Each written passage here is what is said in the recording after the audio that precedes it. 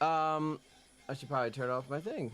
Yeah, so I don't know what to sing. I was trying to find a song that I wanted to open the stream with singing, and I frankly, I just got no dang clue. I was looking at it, and I was just like, I cannot find a dang song to sing in my life, and I was trying to think here. Maybe some, I don't know, man. Oh, you know what? I got a song. I got a song that I've been wanting to sing for a while that I just remembered. What is, Steve Perry. You guys know him? He's from Journey. It's a, I'm not sure if I sang this before or not, but I might have. But let's see how this goes. Would you look at that? Someone's guilty of being a total Oh, badass. snap! Chick Dugs approves this message. The Daniels Crew super chatted $2. Kenny Rogers. I promise you, next live stream, Kenny Rogers will be sang. I got to figure out a song that works for my voice and is I'm familiar with, because the only Kenny Rogers songs I know of is gotta know when to hold 'em, know when to fold 'em, know when to back 'em down, know when to run. You gotta count your money. Someone's guilty of being a total badass. There's a little bit of... Chick Dugs approves this message. The Daniels Crew super chatted $2. Everyone loves Steve Berry. You're not wrong. You're not wrong. And thank you. I'm feeling very charitable tonight, Daniels Crew. I love it. Thank you. And yes, everyone does love Steve Perry. He's pretty damn good. He's pretty damn good. So let's do the Steve Perry song.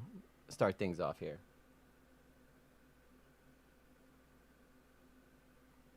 Assuming that this actually... Okay.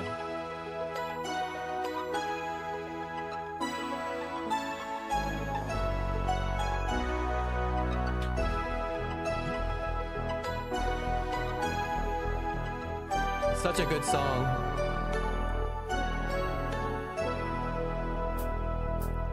You should have been gone, knowing how I made you feel, and I should have been gone after all your words of steel. And you must have been a dreamer, and I must have been someone else, and we should have been over. Sharing our love. Hold on, hold on. Oh, sharing our love. Hold on, hold on. But I wanna let go. You'll go on hurting me. You'd be better off alone if I'm not who you thought I'd be. But you know there's a fever that you'll never find nowhere else. Can you feel it burning? Oh, sharing our love. Hold on, hold on. Oh, sharing our love. Hold on, hold on.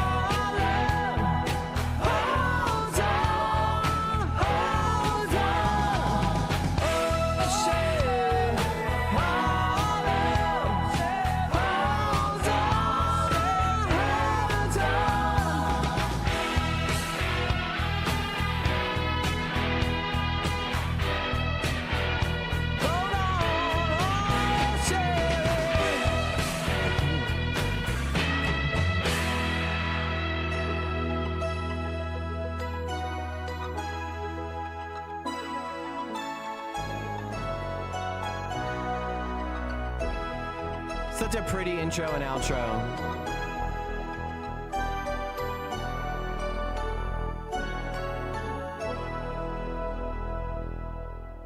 Welcome to EG Lately Live, bitches.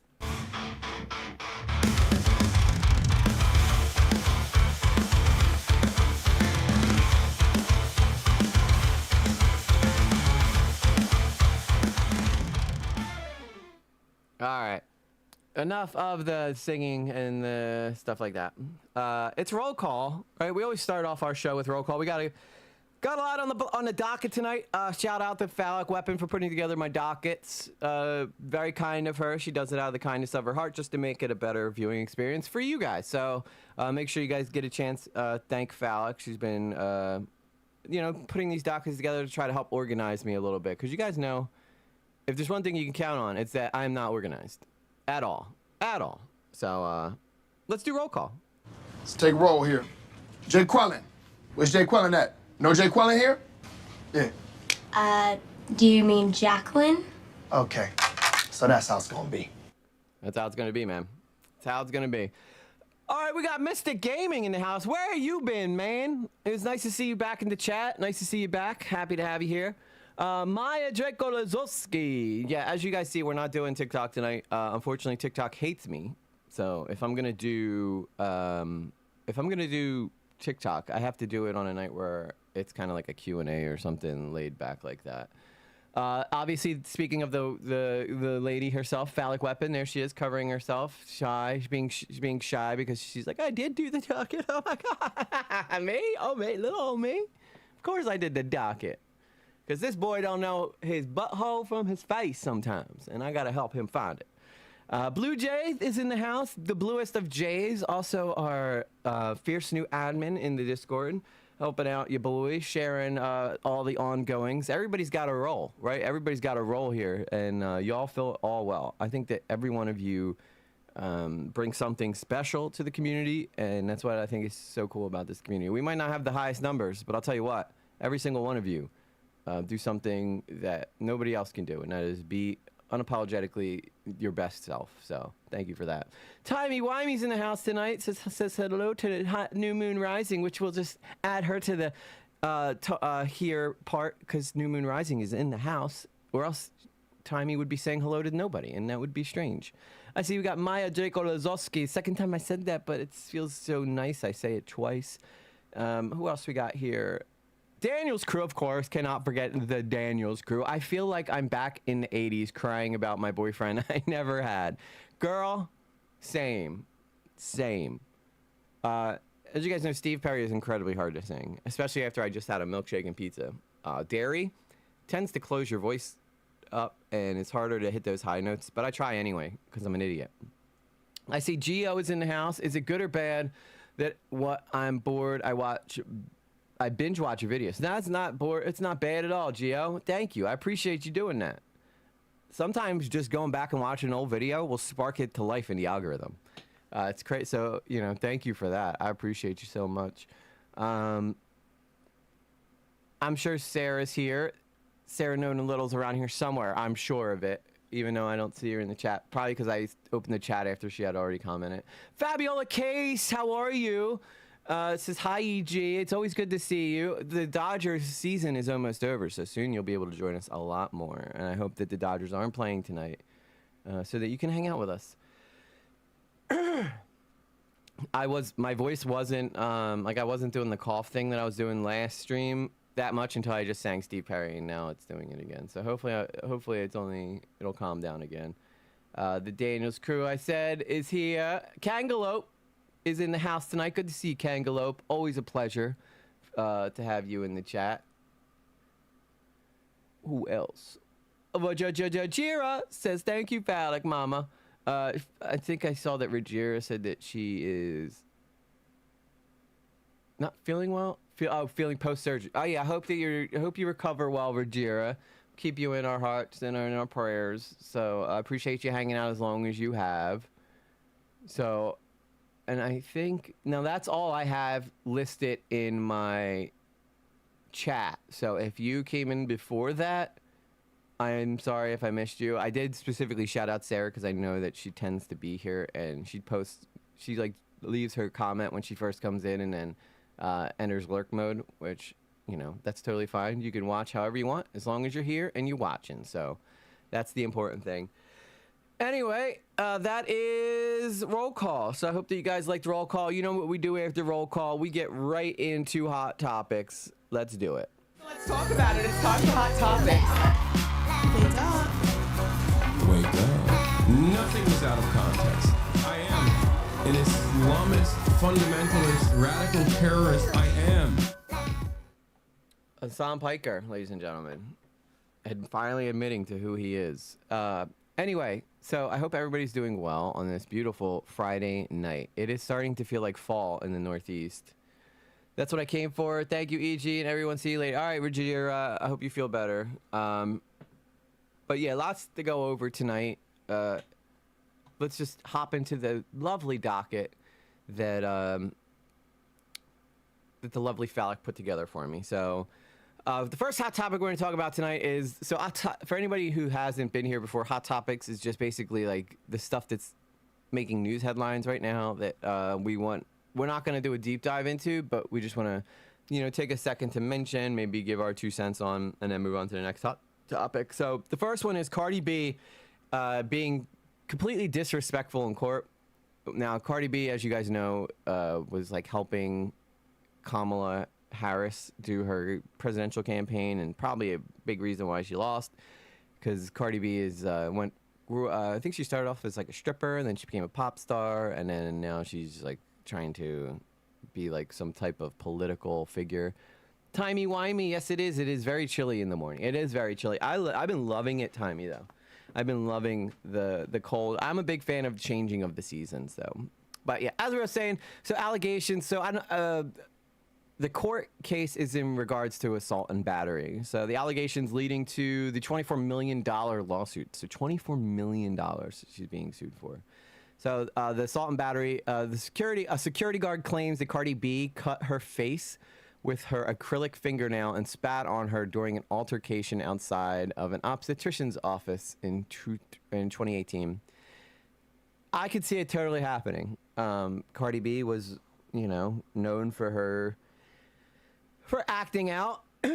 Now, when you're a celebrity and stuff like that, you can't, while it's easy for us to say, yeah, I would do the same thing if someone was harassing me, Cardi B's not allowed to do that shit. I mean, she's got eyes on her all over the place, but that's essentially what happened. So I guess she was leaving the obstetrician's office, and I don't know if the security guard was working there or what, but Cardi B, something happened where Cardi B decided to slap her and scratch her face up. So she's suing her for physical and emotional suffering. So the guards testifying that the incident left her humiliated and traumatized, requiring cosmetic surgery to address a scar on her face. And she lost wages and career impact. She lost her job following the incident. So here's a brief summary of the actual altercation, I guess, with the security guard. Imagine being able to build an app with your... No, that is simply just a commercial. So I need to switch over to my other channel so that I can not have commercials while we stream. And then that would be cool. That would be very lovely. So now this should, if we click it again, it should take us straight to it. Rapper Cardi B is justifying... Okay. Now I gotta go to the reaction part. Lots of moving parts in a stream when you're running it yourself. So this is the actual video here. Let's take a look. Also, guys, I tried to do some research into why my audio's constantly desyncing, and I think I may have figured out why. So hopefully this fixed that permanently, and I can go back to using both computers to stream again. He is testifying this week in a civil trial on an altercation with a security guard. That incident happened outside an obstetrician's office in Los Angeles. Although I could see right away that this is doubling up. It's doubling up on its audio, so let's see. Back in 2018, Cardi B told a court that the guard had filmed and followed her against her will when she arrived for an appointment. She said she confronted the security, but denied assaulting her. Any other testimony about how you know Miss Imani Ellis was recording you with her phone? She told me, when I told her, why you recording me, she said, oh, my bad. She practically apologized. You're a celebrity and you were in public. If you, I'll just start this over. It's only a minute long, so I could just, that way you guys could hear clear without having any kind of echo. But yeah, this does look a lot better. There's no desync. No desync, ladies and gentlemen. I'm doing it. It only took me a year to figure this out.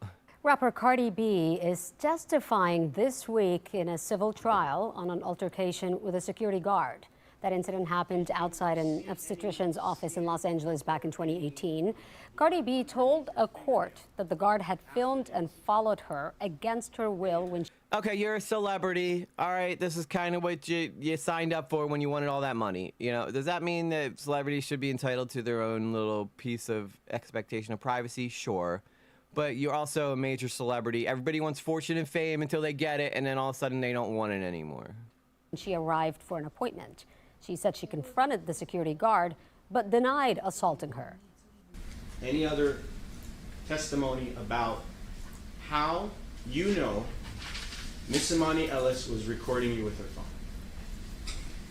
She told me, when I told her, why you recording me, she said, oh, my bad. She practically apologized. No, I don't think that that doesn't sound like an apology to me. If someone says, "Oh, my bad for recording you," like, of course she's gonna record you. You are a celebrity. That's what celebrities do.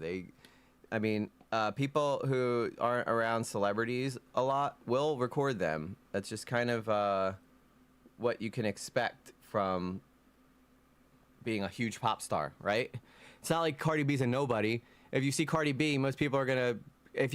The main reason that I feel like a lot of people record celebrities is because if somebody's like, oh my God, I saw Cardi B today, people are like, no, you did not, you liar. But if you could show them a video that you did see Cardi B, right? That's why I feel like most people do it. I will say she throws around some bad language on the stand. Oh, we're going to get to that too, Daniel's crew. Don't you worry. Phallic got you covered. Phallic got you covered. She got all the ins and outs. She's very good at keeping up with all this stuff. Way better than I am. That's why Phallic has been hired to do my dockets, and she does a great job. The security guard testified earlier in the trial that the incident left her humiliated and traumatized and had a scar on her face that required cosmetic surgery. And she's now seeking damages that include medical expenses, compensation for emotional and physical suffering, and lost wages. I'm sure Cardi B can afford it. I mean, simple as this: don't put your hands on people. If someone's recording you, you don't want them to record you, but you're in a public area, there's really not a whole lot you could do about it. As Daniel's crew had mentioned, that cardio is healthier. Yeah, cardio is healthier than Cardi B. You're right, Mike. So as Daniel's crew, are you not seeing my comments? Oh my God, EG. Yes, I'm seeing your comments, Daniel's crew. I'm seeing them. So as Daniel's crew was saying, there is she does use some foul mouth language in this. So this is one of the moments where this took place. So I haven't seen this clip yet. So this is apparently one of the moments where Cardi B is using like some really bad language in the courtroom. What you said? I said, bitch, get the fuck out my face. Why are you in my face? Why are you recording me? Ain't you supposed to be security? Tell it to her now. Go ahead. Huh? Say it again. Say it. Objection, Your Honor. You want me to say it to her face? I want you to tell it to her face what you said on that day so she can hear it for herself The objection again. is sustained. And, Your Honor, do we have civility in the courthouse? And if you wanted to scratch or cut her face with your right hand or your left hand, if you wanted to do it, you could have done it, correct? So But you're I not didn't. disabled, But right? I didn't because I had a baby inside me. How did she know? Time out. Let's slow down the pace just a little bit. Are you disabled? Yes or no? At that moment, when you're pregnant, I'm very disabled. You want me to tell you the things I can't do? Fine. What was your months? 4 months? 3 months? 3 to 4 months. Fair enough? 3 to 4 months. Now, while yes, I would say that a woman who is 7 to 9 months, maybe even 6 to 9 months pregnant, I would consider is probably physically should be protected a lot more than maybe. And I mean, being pregnant at all should warrant you some type of privacy. But she's making it sound like that she was like handicapped and that she was 9 months pregnant. She wasn't. She was 3 to 4 months pregnant, which, while she probably has a bit of a baby bump, that doesn't really make you not have the ability to move around or to get away from someone. And just the way that she said, like, F you, bitch, stop filming me. Like, it's the entitlement, really, for me. I really had to come in when I hate a hex most on the screen. I really had to come in when the... I can't understand what you're writing, Janie. She didn't touch her. Yeah, I don't think I probably didn't touch her, and I could see that Cardi B probably just went over and smacked her for filming her, if I had to guess. So this woman has the right to sue Cardi B. Now, do I really feel like this woman, her scratch on her face caused emotional damage? I mean, I think maybe the assault would cause damage, but I don't think that she walks out of this without any money. She's definitely going to get some money. Cardi B is a terrible person, insanely illiterate, and is a plague to the hip-hop genre. I can't disagree with you there. I mean, Cardi B kind of sucks. I'll be honest with that. I don't know who goes to court and then acts this way. This is seriously somebody who has, like, some incredible entitlement issues here. For what reason over your head? To protect your identity? It could be very... I don't really want people to recognize me. My hair not done. My makeup not done. I probably just woke up. So because her makeup's not done, she doesn't want anybody filming her. My makeup's not done, and I'm live streaming. Just because, okay, if you don't want to be recognized and you go out in the public, chances are that you should probably just not go out in the public if you don't want to be recognized. Or wear, like, something that hides you better. You know, sunglasses. Put a hat on. I don't know. Like, these are, like, everybody wants to be rich and famous until they realize that rich and fame brings them, like, these crazy, like, till they remember what being rich and famous, like, does to your life. Reasons. Very concerned. And why were you concerned? Because I'm pregnant and this girl's about to fucking beat my ass. Hello? Hello. Hello, I'm here. So, you said she's bigger than you? Is that correct? Absolutely. How do you know that? I mean, look. I'm looking. I don't agree with that. What is your basis? Are you saying she's... This lawyer is whooping her ass in court right now. This girl is not doing herself any favors.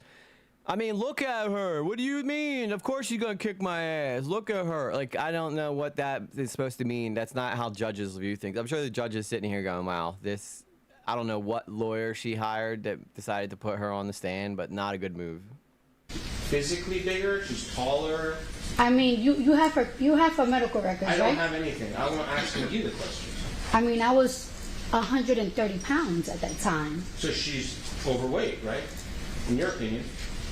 Objection, relevant. She's a little... You don't need to answer me. Okay. Did you call her fat? No, I was calling her a bitch. This is your security? This is your security? It's my fucking phone. It's my phone. You're in my building. That's what she was telling me. And she was like, she also was saying, like, I don't give a fuck who you are. I don't give a fuck who you are. I don't understand. What is in God's name? Yeah, she's talking like that in court, Gypsy Rose. How you doing? Good to see you in here again, Gypsy. It's been a minute. I've seen tiny women whoop grown men's. Yeah, I mean, I don't think the size of... There's, like, tons of times that you'll see a small person kick a big person's ass. This whole idea that big people are all instantly stronger, no. If you go and watch the old pride fighting championship that used to take place in Japan, the big guys would almost always get their butt kicked by the smaller, faster person. So, yeah, I don't buy this whole, they're big so they could kick your butt, you know? That's not how that works. And I don't know what the hell I'm sure Cardi B's lawyer is just sitting there and just like, shut up, please stop talking? For the love of God, would you please stop talking? You're making this so much worse. She's much taller, but she was practically my height. But she is like What?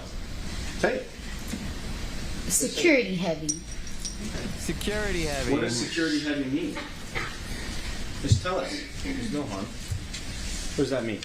Like she just looks a little like she could protect the building type big. You know what I'm saying? She just Right. looked more developed than me. That's a fucking lie. Fuck out of here. Trying to get some money. Well, if you didn't want her getting some money, you shouldn't have smacked her. It's simple as that. If you didn't put your hands on this woman, she would have no way of getting money from you. Simple as that. Yeah, that's Cardi B. This is like when people say like, "Oh, I would do this and this in this situation." I'm like, then you're kind of not giving yourself. If you play the long game and you follow things by the book, chances are you can get big payouts, and then that person will be in, living with their bad decisions way longer than somebody who may, like, if she had hit Cardi B back or they started getting into a fist fight, Cardi B probably wouldn't be in court right now. What was that? I said, that's a fucking lie. Fuck out of here. Just trying to get some money. Who's trying to get some money? She is. How do you know that? Because she sued me for $24 million. Well, again, as I said, this lady probably shouldn't have put her hands on her. As simple as that. I mean, if she was really that afraid of this lady, then she probably wouldn't have put her hands on her. And from what it seems like, Cardi B was the one who had her hands all over this lady, not the other way around. So, yeah, not smart, Cardi, not smart. But then again, what do you expect in situations like this? A lot of these celebrities are entitled and think that they are better than everyone else, and that's exactly kind of what she was saying in this whole back and forth. Is that look at her? She kept saying, "Look at her." She didn't punch her. She didn't punch her, and there are no videos of it since it's been so long. Yes, this was back in 2018. But I'm sure that Cardi B was probably just like her lawyers probably just put it off and put it off and put it off and put it off, and then finally now it's being finally seen. But not smart on Cardi B's point of view. So, and frankly, I don't feel bad for Cardi B at all. If you're going to be a celebrity in the public eye, yeah, this is what you asked for. This is what you get. And I haven't seen the video. I don't know. For all I know, the security guard could have been out of pocket. But at the end of the day, she's not the famous one you are. So the expectations for you to be a role model are a lot higher. And then after that, she's gone on to represent Kamala Harris several times. So yeah, not smart. Not smart. Especially for the Democrats too, to put her up there knowing that this woman's got assault charges or something. Anyway, that's one of our hot topics. And there's another hot topic that says so rapper Lil Nas X got arrested. Just more rappers and hip hop people just seeming to find themselves in trouble again and again. Whatever happened to the courtroom decorum? Heck, what happened to decorum in public and in general? Yeah, I don't know. I wouldn't talk like this like at a party drunk, so I don't know why she thinks it's acceptable to do that in a courtroom. But I'm sure the lawyer was like, yes, by all means, Miss Cardi B, continue talking. I don't like Cardi B, but she didn't leave a mark. Yeah. Wait, Cardi B didn't leave a mark? I mean, it's not for us to really figure that out. We're just kind of looking at the language that Cardi B's using, I guess, and not a good move to put your hands on anybody or give anybody a reason to sue you in court, So, again, thank God that's over. I'd be ranting for years. It's all right, JD. It's all right. We're just going over the top stories going on right now. That 9.3 million people watched that clip. So I can only imagine what the comments were. I'm not going into the comments, though, because I'm pretty sure they're probably going to be incredibly racist comments by some people in there. Good evening, everyone. Sorry I'm late. What have I missed? What's up, E-Shift? We just got finished talking about the Cardi B being disrespectful in court. So, but thank you for being here. We appreciate you being here. So the next hot topic would be Lil Nas X gets arrested. So this is another, I guess, an X thing. So rapper Lil Nas, who's wasn't there a rapper called Nas, and now there's a rapper called Lil Nas? Interesting. So here's the article. It says Lil Nas X has been charged with 4 felonies. 4 felonies, damn. Following his arrest last week, he's been charged with 3 counts of battery against a police officer and 1 count of resisting an executive officer, and is currently being held without bail. So he is in jail right now. And then the very first comment right here says, does he also touch little kids? So oh my god, the prison shower. I can't show that, dude. That was yeah. I mean, they blurred out the penis and stuff, but still, I don't want to risk getting banned because Lil Nas is dancing in the showers naked. So that's one thing here going on. Let me see if she had given me here's another video going along with this. Old Town Road rap. So this is the guy who did the Old Town. Take me on the road to the Old Town Road. So he did that song with Billy Ray Cyrus. So that's pretty interesting. So here's the story on this guy here. Lil Nas X has been charged with battery on a police officer after he was arrested and hospitalized in Los Angeles. Well, there's video of him, and here he is just walking the streets. The artist, whose real name is Montero Lamar Hill, he was arrested yesterday morning after he was seen in a video first obtained by TMZ, wandering down the street, acting erratically, saying crazy things, and not wearing much but his underwear and a pair of cowboy boots. He reportedly punched an officer twice in the face that morning, and that led to his arrest. Please. He's just walking down the street in his tidy whities, man. I would say that he is a gay guy, Daniel's crew. If I had to guess, just by the way he walks, he's most likely a gay man. Say he was also taken to the You don't sashay like that. Hospital. Oh my god, look, he's wearing white cowboy boots and white underwear. He looks like a pro wrestler. He looks like a pro wrestler walking down the street. Maybe for a possible overdose. Lil Nas X is still behind bars at this time. His reps have not commented on the situation. We hope he's well. Yeah, that was at 5 in the morning, and he's obviously... That's not something you imagine seeing at 5 in the morning. Well, maybe it is in LA. Maybe this is something you definitely would expect to see at 5 in the morning. Going through some type of episode of that, whether... Guys, it was drugs. Stop. I know that the anchors have to be careful about how they phrase things, but come on. This is clearly drug and fuel. This guy looks like he's like the Black Hulk Hogan. It's drug-induced or some type of... yeah, he looks like a pro something. I don't even know if he was attention-seeking, Gypsy Rose. I think he was on drugs or drunk or something. Definitely on something. Mental. Yeah, not good. We wish him well. We wish him well. Not good. Not good. Okay. Not a good situation, Steve. Yeah, I know. He's clearly going through some type of episode. He's high as kite. He's high as a kite, man. Oh my god, dude. That's funny. Thank you, Phallic, for the docket, if you will. Let me take a look at this docket a little more and see what else we got on here. So, and then the next one was given to us. So actually that'll wrap up hot topics because the next one's our main event, I believe. So, just forewarning, this was given to us by someone in the community who requested us this. Sarah asked us to do this video. So it's a true crime story. So just prepare for some a bit of intensity, if you will. But that wraps up hot topics. Let's talk about it. It's time for hot topics. Wake up. Nothing was out of context. I was wrong. I am an Islamist, fundamentalist, radical terrorist. I am. Okay, so I was wrong.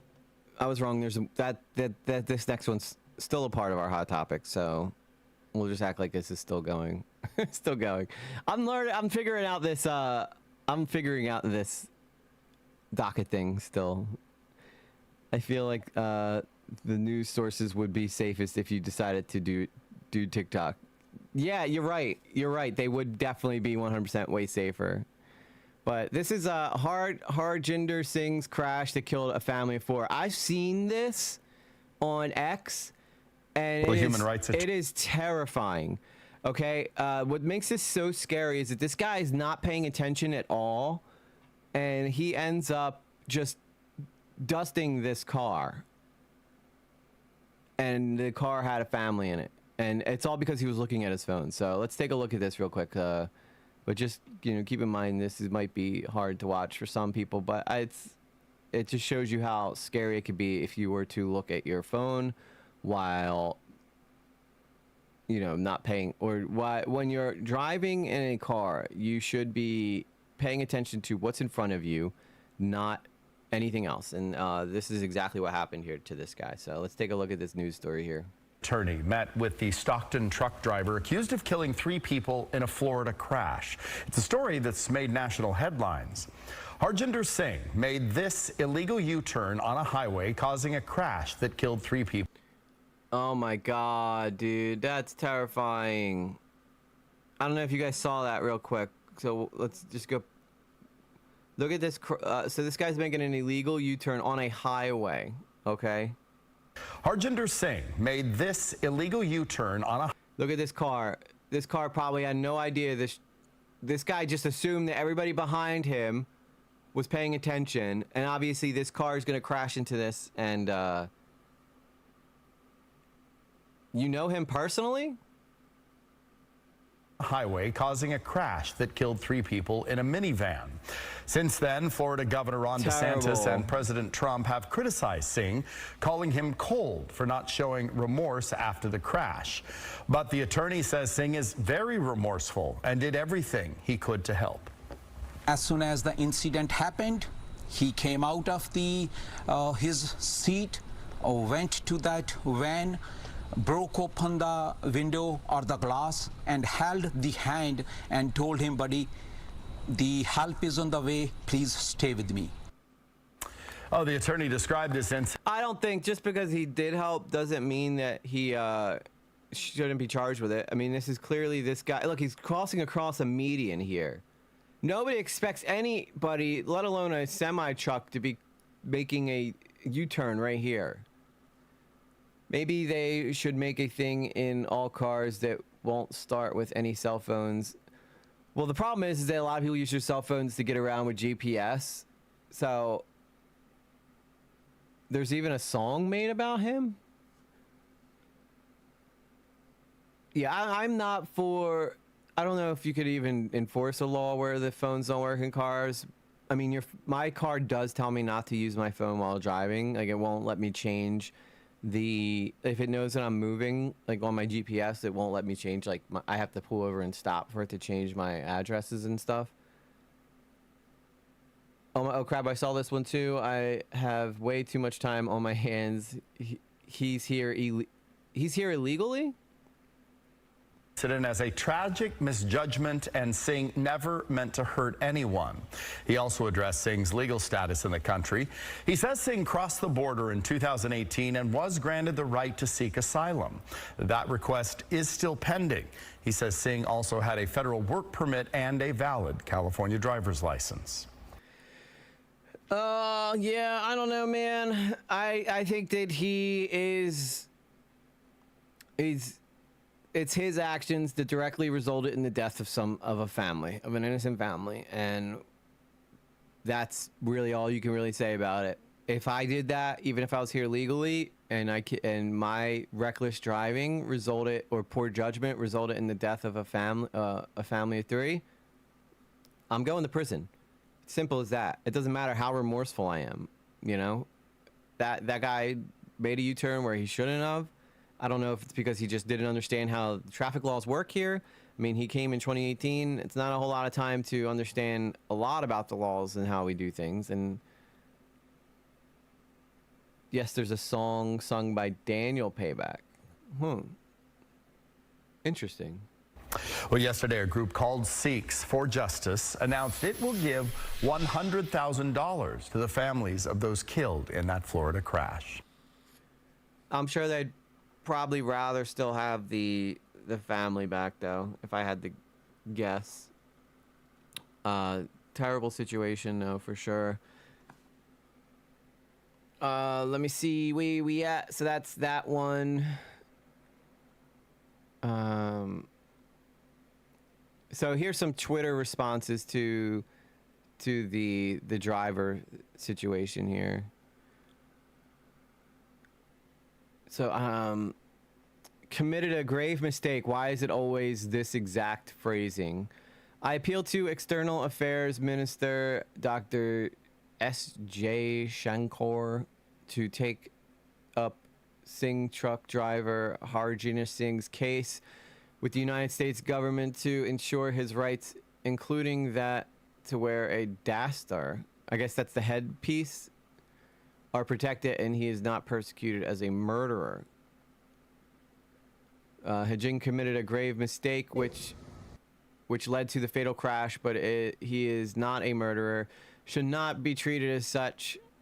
Also, more than 1.5 lakh Punjabi drivers in the United States should not be discriminated against due to Harjinder's mistake, and their livelihood should not be snatched from them by denying them work visas and making it more difficult for them to drive trucks by bringing in new language proficiency rules. So, yeah, 100K is definitely not enough. I wouldn't say he's a murderer. Like, I wouldn't say he's like a murderer, but I would definitely say that he's reckless, and that him being reckless in such a way makes him a danger to society. I don't know if this guy would actually go and like kill anybody, but if he's gonna drive and do reckless things like that on the highway, like if this was like a U-turn, like if he made a U-turn where you can make a U-turn and then someone crashed into him, it would be different. But he made a U-turn in the middle of a highway where there's a median, and nobody should be making a U-turn in that situation. You can't drink and drive. It should be a danger. How convenient it is. Yeah, this is just a tough situation. This is a tragic accident, but this also is an accident that took place because of this guy's driving. You know, it's hard to ignore that. So I guess this is a lady that's going on the record about this.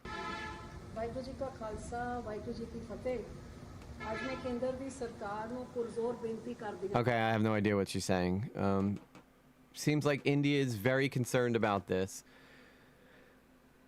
So these are some people who I guess who have responded online. Nikki Haley wears silk when it suits her, but drops it when silk needs her. Interesting. Well said, Harjinder Singh made a mistake, but calling him a murderer is unfair. His case should be seen with humanitarian and justice, also punishing thousands of hardworking Punjabi drivers.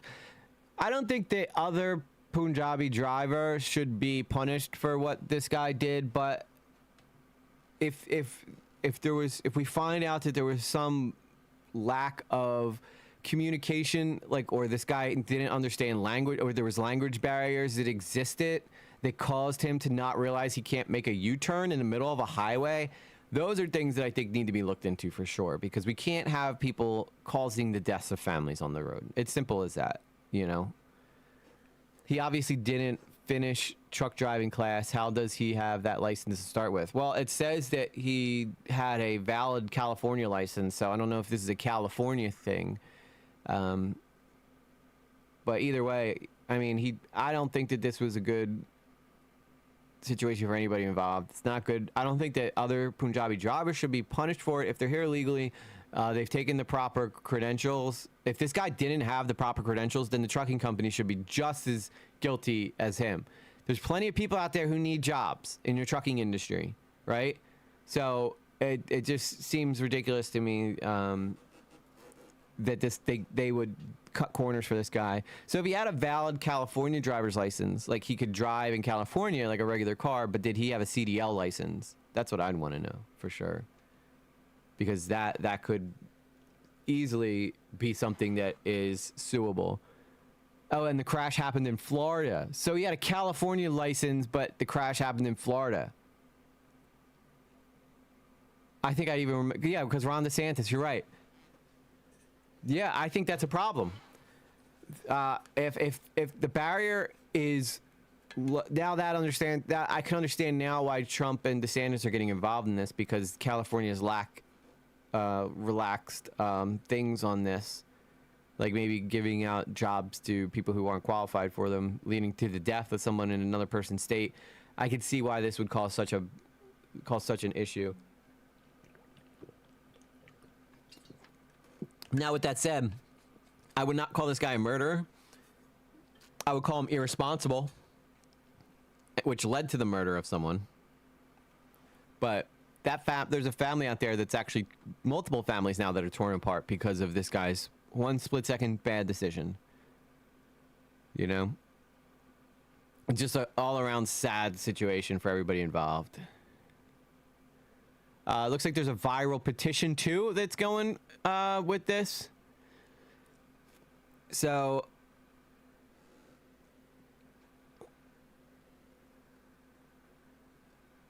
this is the petition. Nearly 2.5 million people signed petition supporting driver accused in deadly Florida crash. So reckless endangerment, yeah. I would not say he's a murderer, though. All right, Gypsy, thanks you for stopping by. He obviously didn't finish, yeah. Vehicular manslaughter. Vehicular manslaughter, I would say, is would be the accurate depiction here. So St. Louis County, Florida, a petition urging Florida officials to show leniency toward Harjinder Singh, an illegal immigrant truck driver accused of causing a crash that killed 3 people, has garnished nearly 2.5 million signatures as of Sunday afternoon. The petition, posted on a website, change.org, and addressed to Florida Governor Ron DeSantis, calls for both DeSantis and the Florida Board of Executive Clemency to re-examine the case against 28-year-old Singh, who faces 3 counts of vehicular homicide and 3 counts of manslaughter. Maybe they could drop the homicide charges, but not the manslaughter charges. You can't drop those. Like the vehicular homicide suggests to me like killing someone with your car intentionally. Hello, the most handsome one, EG. Hey, what's up, Master T? Mr. Master T. Hello, Master T. I got Master Toothpick and Mr. T's names mixed up. Mr. T, how are you, sir? Good to see you. Happy Friday. I think his also stupid to even think that you can do that, to do a U-turn on a freeway. That's my issue. That's my biggest criticism of the guy. Like, what in his mind made him think this is a great place to do a U-turn when he knows that the cars behind him are coming up doing 70 to 80 miles an hour? Nobody in their right mind's expecting to see a semi on the road at that point. Now, I want to know what type of clemency they're looking for. So the petition posted to website change.org addresses Florida Governor Ron DeSantis, calls for both DeSantis and the Florida Board of Executive Clemency to re-examine the case of 28-year-old Singh, whose counts of manslaughter in connection with the deadly August 12th crash. Harjinder Singh, 28, an illegal immigrant, was operating a commercial semi with a trailer on the Florida Turnpike in Fort Pierce when allegedly attempting a U-turn in an unauthorized area, and the trailer jackknifed and collided with a minivan, killing all 3 passengers, according to officials.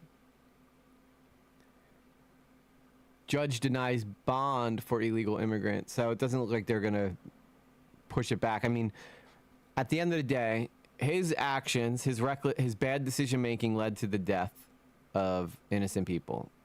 It's hard to ignore that fact. And I think if I was a judge and I was trying to figure out what the best move would be, it would be this. Regardless of this guy's race, if this was a white guy, nobody would give a shit, right? He would be charged just the same. Singh was arrested in Stockton. Now, if we're talking about whether or not this should affect other Punjabi drivers, maybe not. I don't think that, like, one person's action should be a reflection of everyone else. If anything, though, it should make them look at the rules regarding this, like, these drivers and the credentials and the credits that they need to be able to get on the road where people around them could be killed.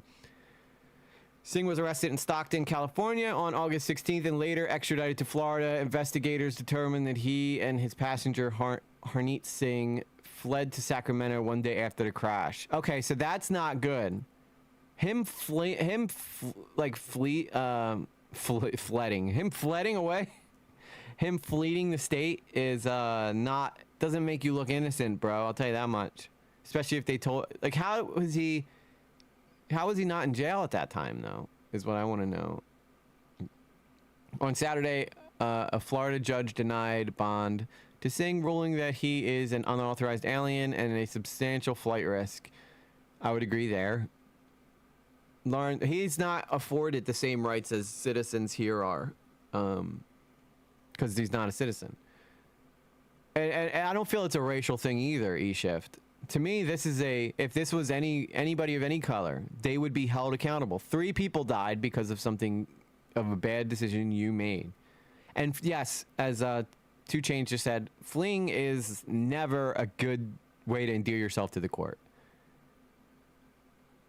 This was a tragic accident, it is a tragic accident, not a deliberate act. But while accountability matters, the severity of the charges against him do not align with the circumstances. Well, that's not for them to decide.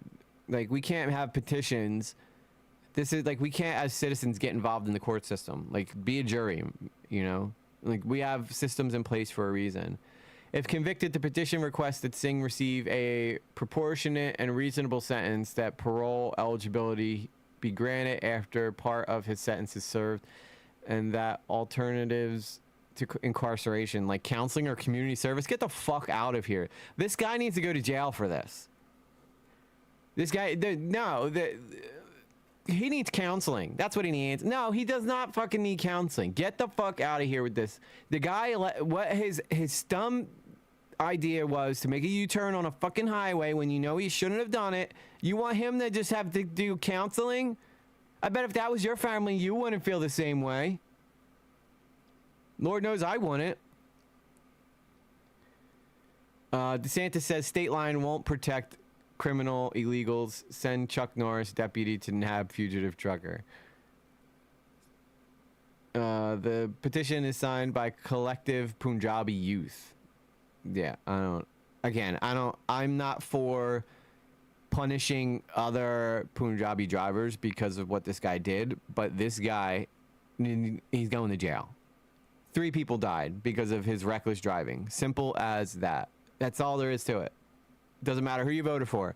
If you can't see why this guy's going to jail after 3 people have died due to him and his actions, simple as that, then you don't know what the hell you're talking about.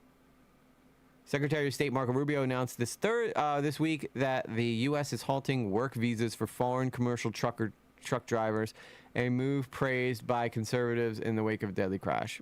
Listen, if something like this happens and they need to make a stop and make, how are these guys getting jobs? What is expected of them to pass their certificate before we let them out on the road? I think that's a fine thing to do.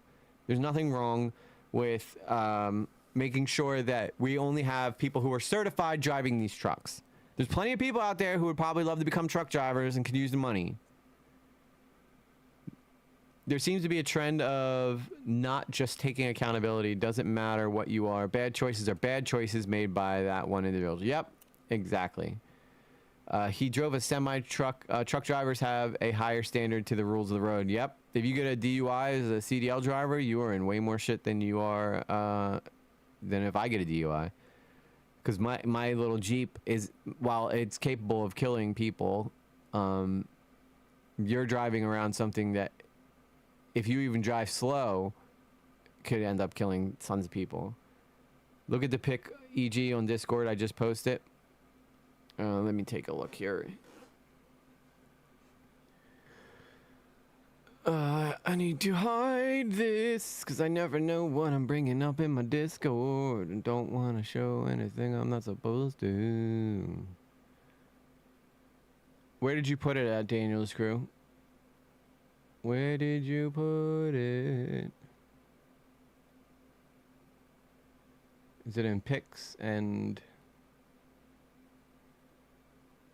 Or is it in political poo?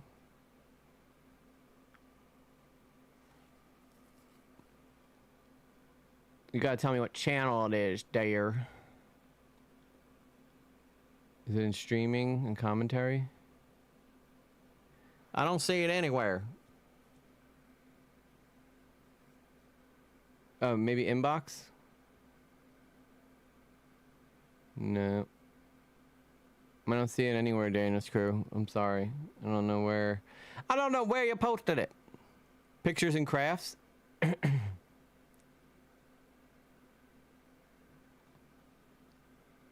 Okay, there it is. No U-turns. Okay, so he made a U-turn where there is a sign that has said no U-turns. Gotcha. Yeah, so it's almost like a spit in the face of this. That's there for cops or ambulances to be able to make U-turns, not for this truck driver to make a U-turn. So I'll show you guys this real quick. So if you take a look,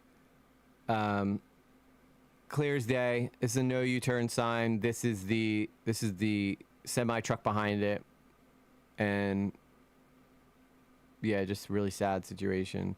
But this guy clearly made a U-turn on a highway that is clearly meant for people to go really fast on. I don't know, somewhere. I don't. We found it. Thank you though. But yeah. Sad situation for everybody involved, especially for the family of the people who lost their loved ones on the highway. All very easily could have been avoided. Could have easily been avoided. And that's the problem, isn't it? So, anyway, that's the end of Hot Topics. I'm not going to hit the graphic again. Fine, I'll hit it one more time. Let's talk about it. It's time for Hot Topics. Wake up. Nothing is out of context. I am an Islamist, fundamentalist, radical terrorist. I am. All right. One more time. Oh, look at them arms, baby. Look at them big, beefy, juicy. Oh, my. Soak it in, ladies. And even some of you men. Look at that. Oh, ho, ho, ho. Oh, oh, oh. I'm like John Cena, baby. I'm like John Cena. That's that hard working in me, man. That's that hard working man in me. All right, so now it's time for the main event. Main event time, guys. And the main topic tonight is going to involve something that Sarah sent us. It's a video where a teen girl begs TikTok to find her mom's killer, but it ends up exposing her for who she actually, for the person that actually was the person who killed him. So this should be pretty interesting. Very rare. Pretty interesting story here that we're going to be taking a look Talk at. about it. It's time for Hot Topics. Stop it! Okay, enough Hot Topics. Okay, we've done enough Hot Topics for tonight. Stop trying to make me do Hot Topics. It's not happening. My OBS has become self-aware.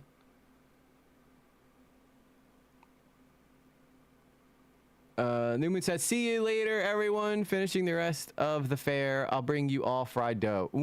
Yummy. Thank you.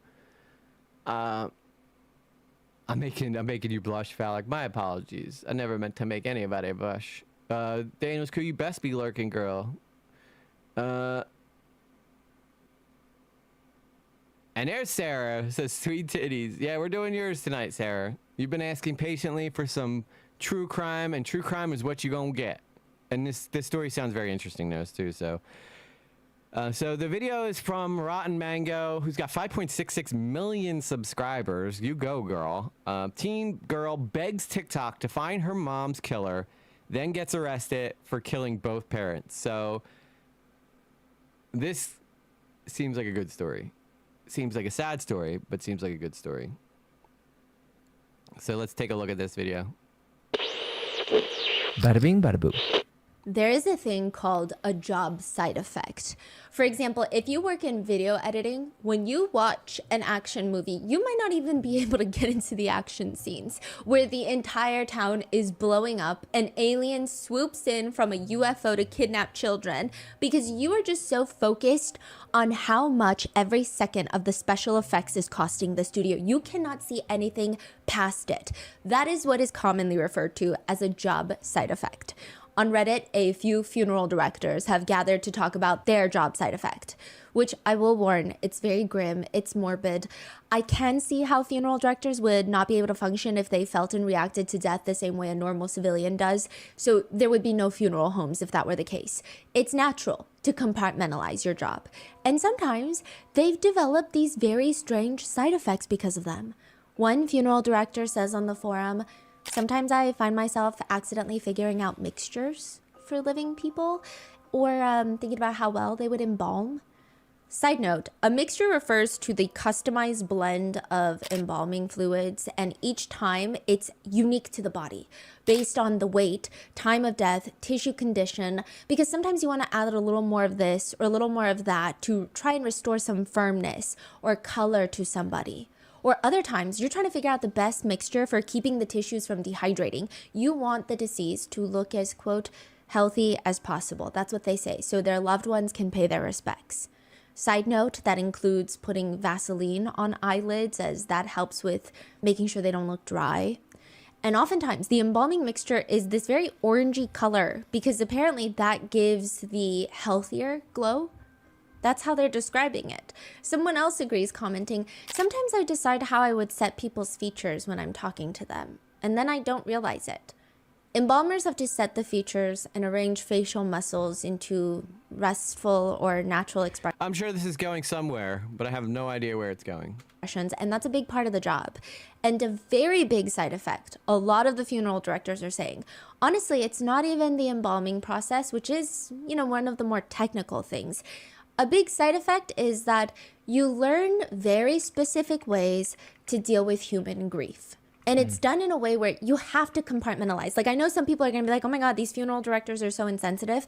But you would not be able to do this job and help these families if you felt every little pain that everybody felt. Yeah, on a daily, hourly basis. I mean, a lot of busy funeral homes, they have at least one funeral a day. Mm-hmm. There's no way that you can sit there and really soak in all these feelings. That would be just too much emotional trauma. Like, you would never make it. Yeah. One funeral director online states, I mean, at the end of the day, though, it is a business. It's not a social service. It's a lot to coordinate. And you have to learn a lot of these small talk lingos. We like to call it a small dark wedding because you pay for the production. People shouldn't be surprised because it's supposed to be a memorable event, and memorable events are expensive.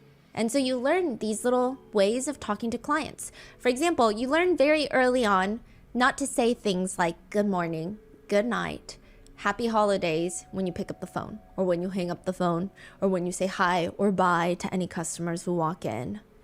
Additionally, phrases in their experience that don't do well, they say they cringe every time they hear people coming to other loved ones' funerals and saying this to the grieving families.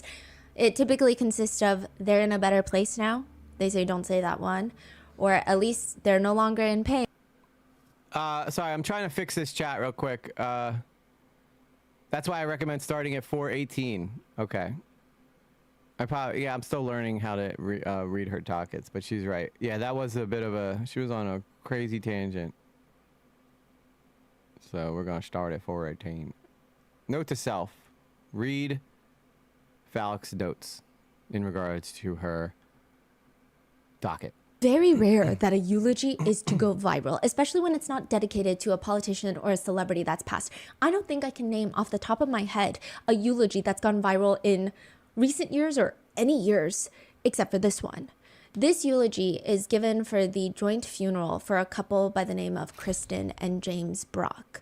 Both of them were killed in their sleep, and the killer is still on the loose when this joint funeral takes place. People are psychoanalyzing everything about this eulogy. Even body language experts are going on mainstream media, news platforms to talk about the things that they're getting from the delivery of this eulogy. I mean, they say, quote, we're not seeing these short gasps of breath, you know? They're never touching their face. They're not wiping away the tears because there aren't any. We're not seeing upheavals of emotion. We're not seeing those gasps of breath. And throughout the entire eulogy, their tone stays strong, just burning right through this, talking fairly quickly. Seems like they're trying to get to the part where, it's almost like they're trying to get to the part where they talk about themselves again. There are no pauses to gather themselves or anything of that sort. Other netizens are more focused on what's being said. Stop it. They get up there, and this person making a heartfelt eulogy at the funeral states, "This isn't going to be easy, but bear with me because I stutter a lot. I just wanted to say goodbye since we never got the chance to. I was so used to you guys always being here that I never once thought to imagine y'all not being here. Your heart will finally be healed in heaven and neither of y'all will be in pain anymore. Although that gives me so much comfort, your fight is not supposed to end here. Thank you for all the life lessons you taught me. You were such a beautiful soul with so much gratitude. We can't always choose the music life plays for us, but you can choose how we dance to it. Kristen Brock was always dancing, and they will save a seat for me in heaven, like they saved a seat for me in this very church." When someone tries to tell you anything, no matter how important it could be, just listen, because you never know when it's somebody's time to go. You could say goodnight and wake up a few hours just to find out they aren't there. So is this the girl? I'm guessing this is the girl that did the deed. This girl is addicted to nose spray.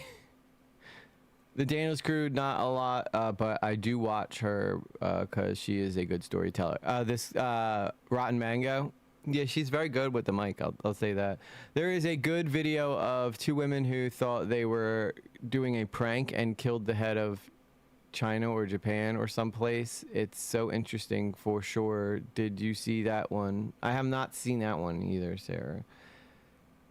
Everything is so strangely public. People become opinionated about the wrong things. Yep, for sure. Despite their joy and their love, so just listen. And never take a hug or anyone or anything for granted, and love with all that you have in you. And lastly, my take of not taking people for granted, I want to thank my family, also known as my cat family, my grandparents, my siblings, for helping me through my worst nightmare. And last but not least, I want to thank Tasha, Bree, Nate, Lane, Kimberly Hayes, Kim Bowling, Katie, and most of all, my father, Angie, and Ben for making such a big difference. I love you guys. I'm sorry.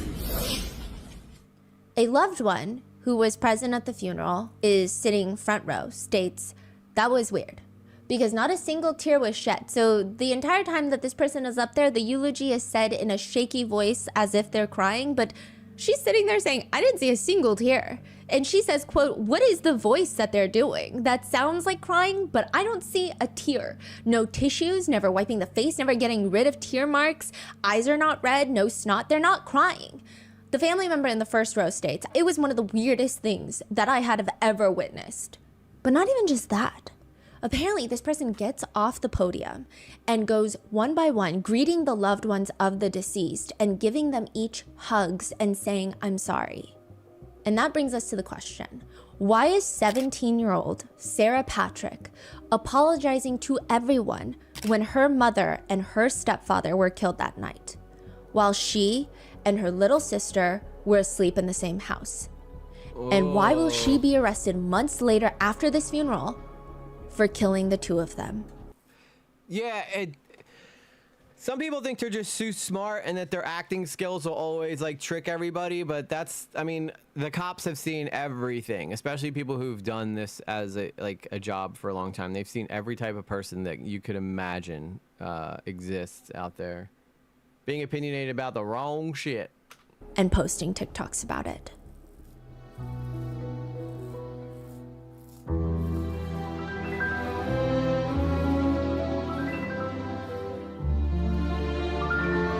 I want a cool intro like this.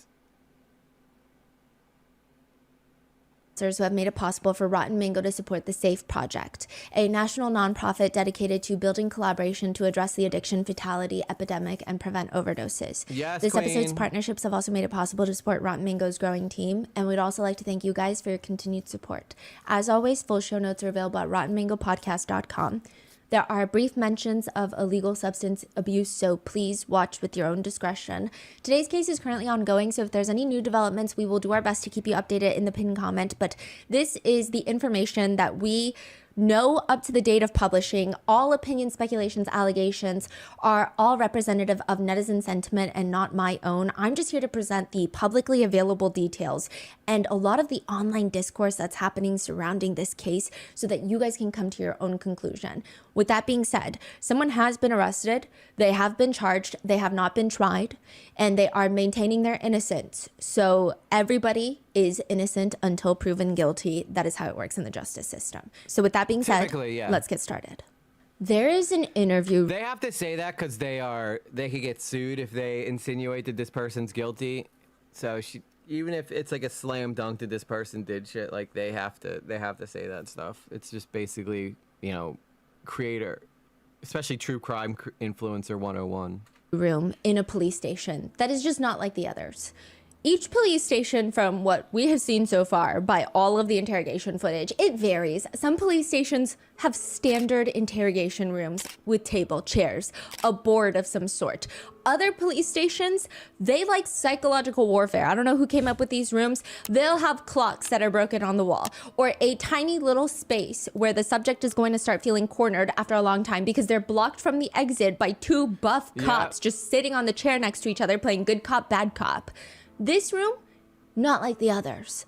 In fact, it's actually kind of cozy. It's really off-putting. You've got the entire police station. You've got the desks of the officers. You've got the interrogation room. I want to make a guess to why they went with this different tactic. They don't want her to feel like she's being like pressured into agreeing to something that she's not, that she might not have, or she might have or not have done. But they want her to feel comfortable, like she's, you know, just to give her enough room to like hang herself with. You know what I'm saying? Like that old saying. You've got the little jail cells, and then you have what looks to be a random living room in the middle of the police station, but it's not a break room for the cops. It's an interrogation room. Well, an interview room. There's like an open like seating area? No, it's closed. Oh. But it's like a living room. You open the door, it looks like a quaint little living room with armchairs, usually a rug, lots of artwork, pastel colors. The lighting is less harsh. It's not like that bright fluorescent light that you see in police stations. It's almost like that warm, no overhead lamp type of light. And it's because that is where you bring in children. You bring them in and you have very specific investigators who are adept at asking these kids the right questions without leading them to figure out what they saw and what they know. February 20th, 2025, police get a phone call. And it is from 16-year-old Sarah Patrick, who is stating that her 41-year-old mother, Kristen Brock, and her stepfather, 45-year-old James Brock, are dead. This 911 call has yet to be released, by the way, but she is effectively stating that her one of these rooms is not like the others. One of these rooms just doesn't belong. That's damn right. This one doesn't sound like it. It's exactly what I thought. Like they want her to feel like comfortable in this room. Little 5-year-old half sister, let's call her Bella. She is the child of Kristen and James Brock, and Sarah Patrick is only Kristen Brock's child. So that's her stepdad, and this is her half-sister. Her 5-year-old half-sister, Bella, comes into the room, and she's like, you need to call the police. Like, something happened to mommy, something happened to daddy. She calls the police, and it's too late. God, she let her 5-year-old sister find them. That is terrible, dude. That's horrible. People had been shot 5 times in their bed in the house that all 4 of them had just been sleeping in. This is first thing in the morning. Not only did this 5-year-old little girl find them, but she heard the gunshots too. And it's interesting because the very first thing that the police find a bit fascinating when they're talking to this little 5-year-old girl, and later when they talk to 16-year-old Sarah Patrick, is how the hell did the little 5-year-old girl hear the gunshots, but 16-year-old Sarah slept through them all? She claims she didn't hear a single gunshot go off in this little house. That'd be the first question I've had. There are certain questions. Gunshots, if you've never heard a gunshot, they are very loud and they sound like fireworks. Like they sound like fireworks going off. And if you've ever been sleeping and been woken by fireworks or thunder. Now, granted, I've slept through thunderstorms, like loud thunderstorms. But I guess she could say, well, I had a fan going, you know, but I'm sure, you know, if you're not in the situation, you can't think of stuff like that. You just can't really ask people. I mean, maybe you can if you're an investigator. I just feel like it's a thing that you learn as a kid. When you're a kid, you ask the first thing that pops up in your mind, and then your parents scold you, and you're like, you're not allowed to ask people that. You can't ask someone why their feet are smelly. Like, that's rude. Come sit down. There are lists of questions that technically feel harmless. It technically feels like you just want to know. For example, what percentage of your thoughts do you think are actually original versus recycled from things you've heard or read? It's like, that's a good question. I'm not sure. Because sometimes I will have like this amazing idea and I will realize that I only have the idea because I got it from someone who had a similar idea, you know? Have you guys ever had that happen? Like, especially when I was writing music, I'd always end up writing a song that sounded exactly like someone else's song. Especially if it's your own home, yeah. Had her earbuds in. Yeah, we could, if we wanted to, we could probably sit here and figure out ways to avoid her answering this. But that would be a question, for sure. technically harmless, but it just feels kind of inappropriate. That feels a little like you're attacking me. Or if you had to assign a monetary value to an hour of your time based on what you actually accomplished, what would it be? Or do you think your face would look better or worse if it were perfectly symmetrical? And then you have the list of typical ones. When are you due? Are you pregnant? Have you gained weight? Do you still have a thing against smiling more frequently? Are you really going to eat all of that? Those are things that you're technically not supposed to ask, even if you genuinely have a curiosity that means no malice. Like, I had no idea I wasn't allowed to ask these things. It happened to Robin Williams. That makes sense. You're not coming from a bad place. My name is an original idea. And there are a lot of questions that people For apparently sure. wanted to ask Sarah Patrick on TikTok. Sarah Patrick reaches out to a TikToker by the name of Allegedly Reportedly, and she DMs her asking her to, quote, search up the Brock case. It's kind of a straightforward, contextless, maybe even cryptic message. Allegedly Reportedly responds to her, and Sarah keeps messaging her, giving her more information about the case. Kristen and James Brock, they're my parents, and out of nowhere, a random Thursday night in February, someone came in my house with me and my 5-year-old sister, shot my parents, brutally leaving them for me and my little sister to wake up to. Well, technically it was a Wednesday night because I found them on Thursday morning on February 20th, 2025. Allegedly Reportedly responds to her, telling her, I am so sorry. I cannot imagine. I will absolutely research and cover their case. Please, please take care of you always. She makes a video on it, and Sarah comments, thank you for spreading awareness. Sarah's very active in the comment section. Oh, the nerve of this girl. She probably thought she was so smart, and that, or she was just huge into true crime and wanted to be, like, I can't imagine what would possess this girl to want to drag more people into looking for her. Which makes sense, but one person writes, this is a random netizen. From an investigative standpoint, it would seem that it was someone who knew them, hoping for answers in swift justice. Sarah likes the comment and responds, most definitely was, since they knew the house. Oh, you dumb girl. Why would you keep, oh, yeah, you know what? You're onto it. Most definitely, it had to be someone who knew them because they knew the house.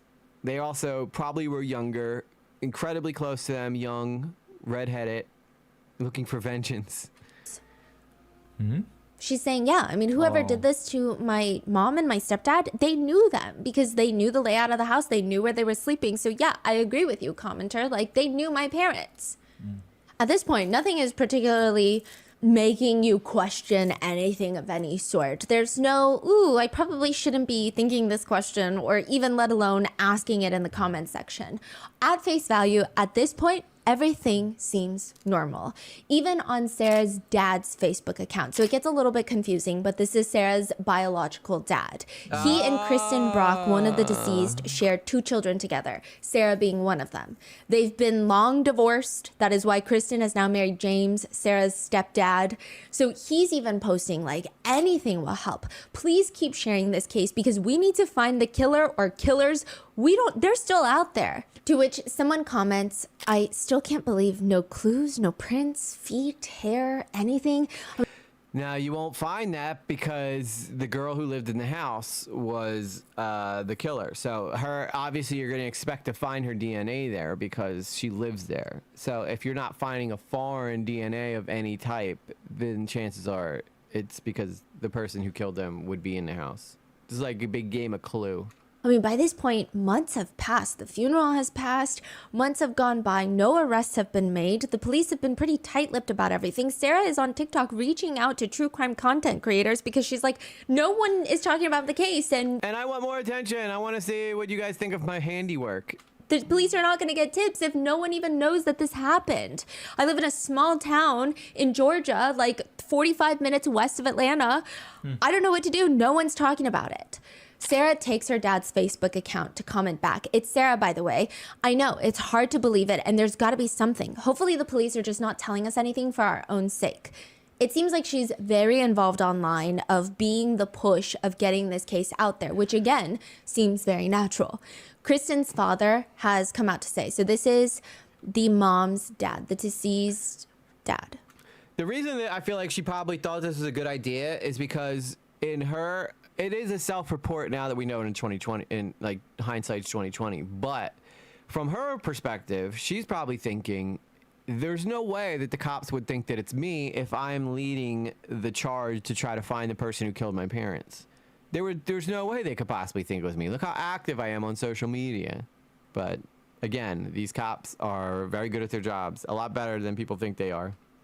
This is Sarah's maternal grandpa. He says, this is just so horrendous. You just can't imagine someone would come in and just take the life of two good people. And I want answers. What's going on? And clearly the cops, they want answers too. I mean, it's not the most common occurrence that a police officer will attend a funeral that's associated with a case that they're working on. It's not unheard of. Usually it happens when you're dealing with organized crime. A lot of former like mob bosses, organized crime families, they've had a lot of undercover law enforcement show up at funerals of people that are involved in the enterprise, if you will, to study the network, the food chain. Sometimes undercover investigators will show up to victims' funerals if the killer hasn't been caught yet. But it's not protocol. It's not necessarily required, but it does happen. And they're watching just for anything strange. They're also lurking on social media, trying to see if anything feels off. Clearly, Sarah's biological dad, the ex-husband, a usual first person of interest. Yeah, that's who I probably would, like, if someone had killed my daughter's mom or something, they'd probably come and question me pretty quickly. Biological father of two of Kristen's kids, contentious divorce battle, custody battle. He writes... So I need to turn this air on. It's getting hot in here.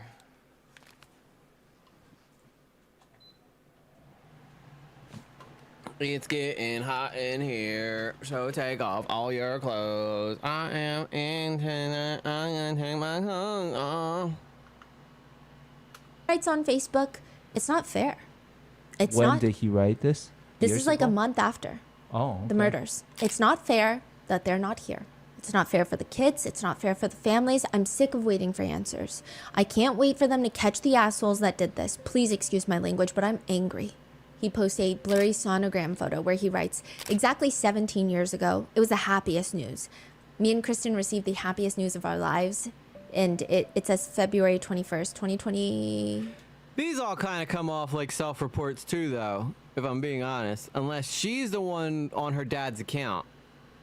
I am sweaty. I'm sweating it up over here. These computers are basically like heaters. Like 8. And that was a sonogram of baby Sarah Patrick. And he's saying almost exactly 17 years from the date that this sonogram, the doctor's appointment, happened, she was murdered. And that was like the best day of my life and the worst day of my life. He's saying she was taken away the exact same day. I was just going through the baby pictures and noticed this. And other than that, it doesn't appear that he was acting suspiciously or strangely after the murders. The police kind of rule him out. However, they do notice that something odd occurs at the funeral. From a recording of a eulogy given by Sarah Patrick, the daughter of Kristen and the step... It's always so sad, the future this girl could have had, you know? If you look at her, she could have grown up to be like the prom queen or, you know, a big influencer.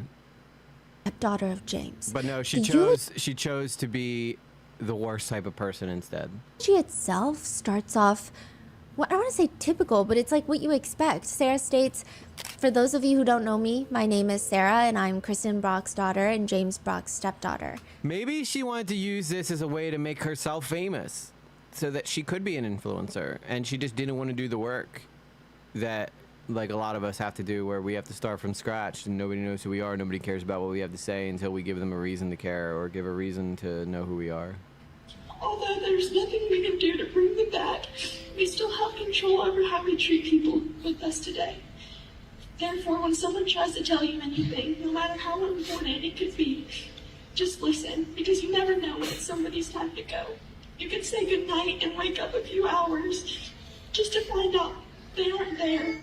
I'm not sure, E-Shift. This is my first time watching this, so I don't know what we learn or not. I think she's pretending all the accounts. Yeah, it does seem like she might be on her dad's account, or else why would they tell us?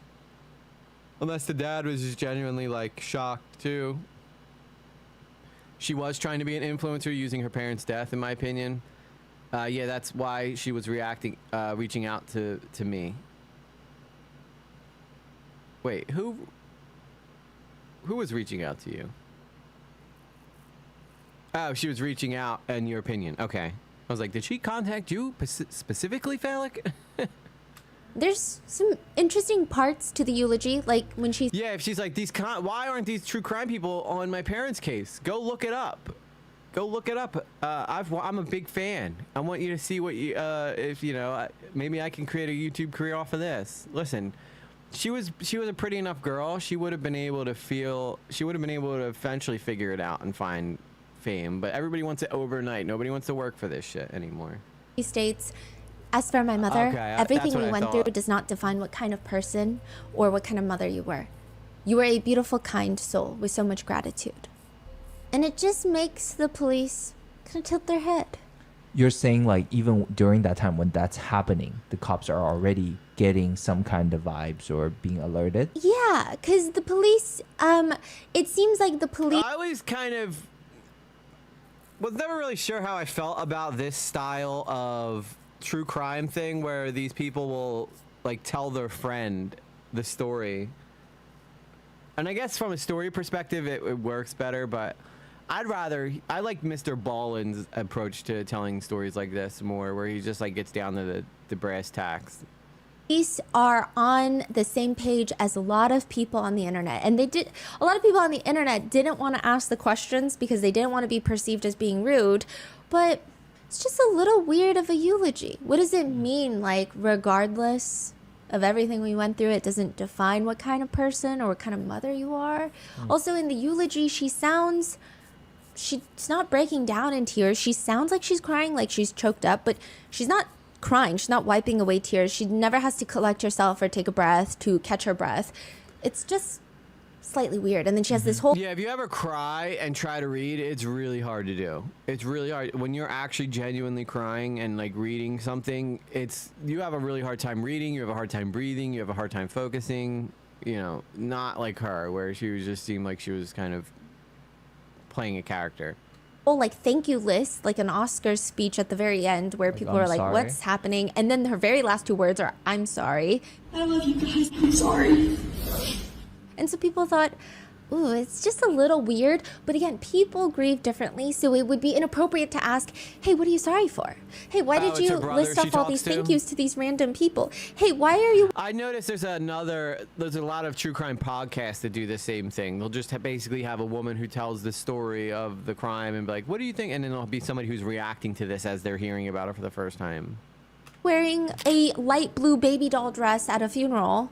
I mean, maybe the deceased didn't want all black at their funeral. I know that's been a thing recently where people don't want grim colors for the celebration of their lives, but people thought it was weird. But it's, again, one of those questions that you just don't ask. You don't ask someone how much money they make over the dinner table, and you don't ask someone why they said I'm sorry at the end of a eulogy. And you also don't ask them, how could you not hear the 5 gunshots if you were in the house. But yeah, 5 gunshots. Okay, 1 gunshot you might be able to get away with having your headphones in or a fan going, but 5, no way, dude. I thought he's her husband. Oh, the girl that you're talking about, Mango. It could be. I don't know. You guys know this person better than me. There's a TikTok video with a link to a GoFundMe where you hear everybody singing happy birthday, and it sounds slightly sad and pretty eerie. The words on the screen read, "Don't ever take your family for granted. That voice you once thought was annoying is what you may end up falling asleep to every night. And the only way you can hear it again is our video. It's not good enough. I just want my mama." She's really selling it deep. And it's Sarah Grace posting collage photos of memories with her mom and her stepdad. Another TikTok video shows Well, then you probably should have killed them. her with mascara running down her cheeks. Yeah, like, I agree. Instead of just having some random voice come in off of the screen. It's pretty dramatic, almost like you would imagine like those animes when people cry and then you see the mascara running down, almost like liquid coming down, and you see the tear streaks. That's another alarming thing to me is like when I'm upset, the last thing I want to do is grab my phone and hop on TikTok. You know, that's not my first go-to. When I'm upset, I tend to want to be by myself and be alone. I don't want to go and be like, look at me, internet, look how sad I am. The caption reads, "Please send prayers for healing and for a break from everything. I'm so tired. I should probably delete this later." All right, is it, brother?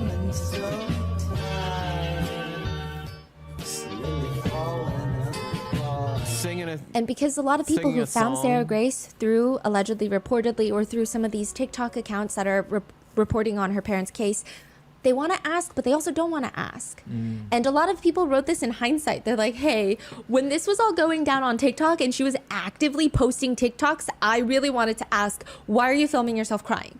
Yeah. But I didn't because I felt like that was rude to ask like the grieving daughter of someone who was murdered, but it just felt weird. Another one is her crying in a dark room with very puffy eyes, and the words on the screen are, "What do you mean I can't call my mom?" And then another one that says, "I sleep so I can see you." Or another caption that reads, "But at nighttime, when there's nothing to do and the house is empty, I always think about how much I needed them." As she posts pictures of herself like, well, I was so sad my parents are dead and they were murdered, but look at me. Aren't I hot? Aren't I sexy? Aren't I so good looking? Self-report, big time. And it's just collage photos of her typically crying, or there's one of her just like hugging her mom's old t-shirt, and it always has a trending audio with these like slideshow words of the collage involved. Or she uses the trend. They don't know it yet, but a year from now, me and my 5-year-old sister would find them wrongfully shot dead in our home, and they won't get to watch me graduate high school, see me walk down the aisle, or even say goodbye. Well, then why'd you do it? The caption reads, "I miss you guys. Save a seat in heaven for me." That is a good point, E-Shift. Overselling is definitely a good way to catch someone doing something. Or others are just pictures of her mom and stepdad with words that say, "Just want to go home. I feel so homesick and I miss them so much. I can't stand the fact that I can't see them anymore. This sucks more than anything possible. I feel like I'm in a horror movie that never ends, and on top of everything, I still have no answers. I'm so confused on how someone could have done this, and even more confused on why them. Why? This has sucked more than anything has ever sucked before." As Beavis and Butthead. I gotta get that clip for the stream because I think that would be funny. Just why? How could they?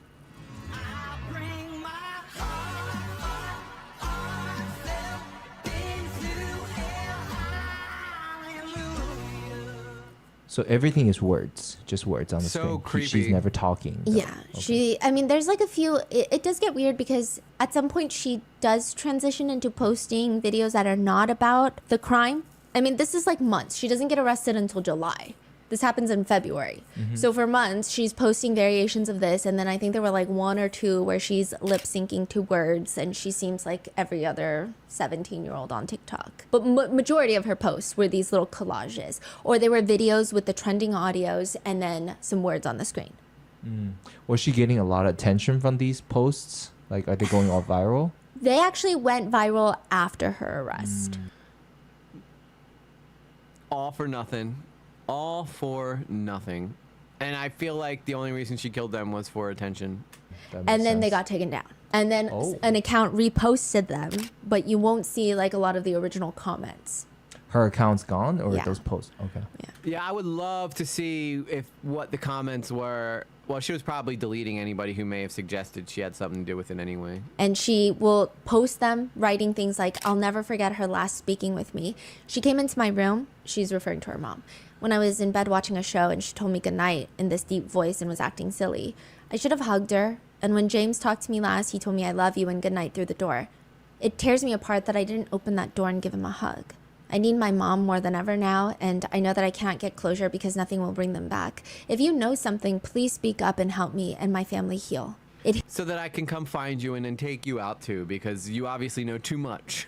Hits me when I see my 5-year-old sister crying for her mommy and daddy. I'm sick of waiting for answers. I can't wait for them to catch the assholes who did this.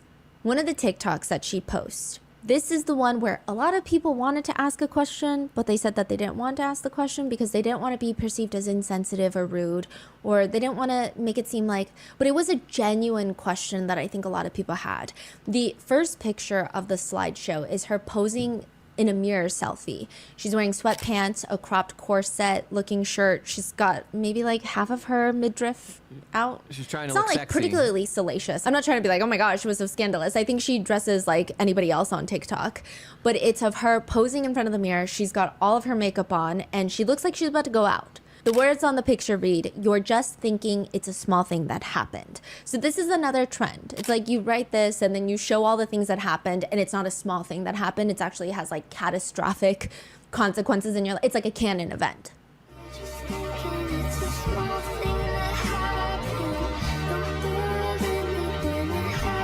I mean, she could have genuinely regretted killing her parents. Maybe that's where the remorse is coming from. Maybe she wishes she didn't do it.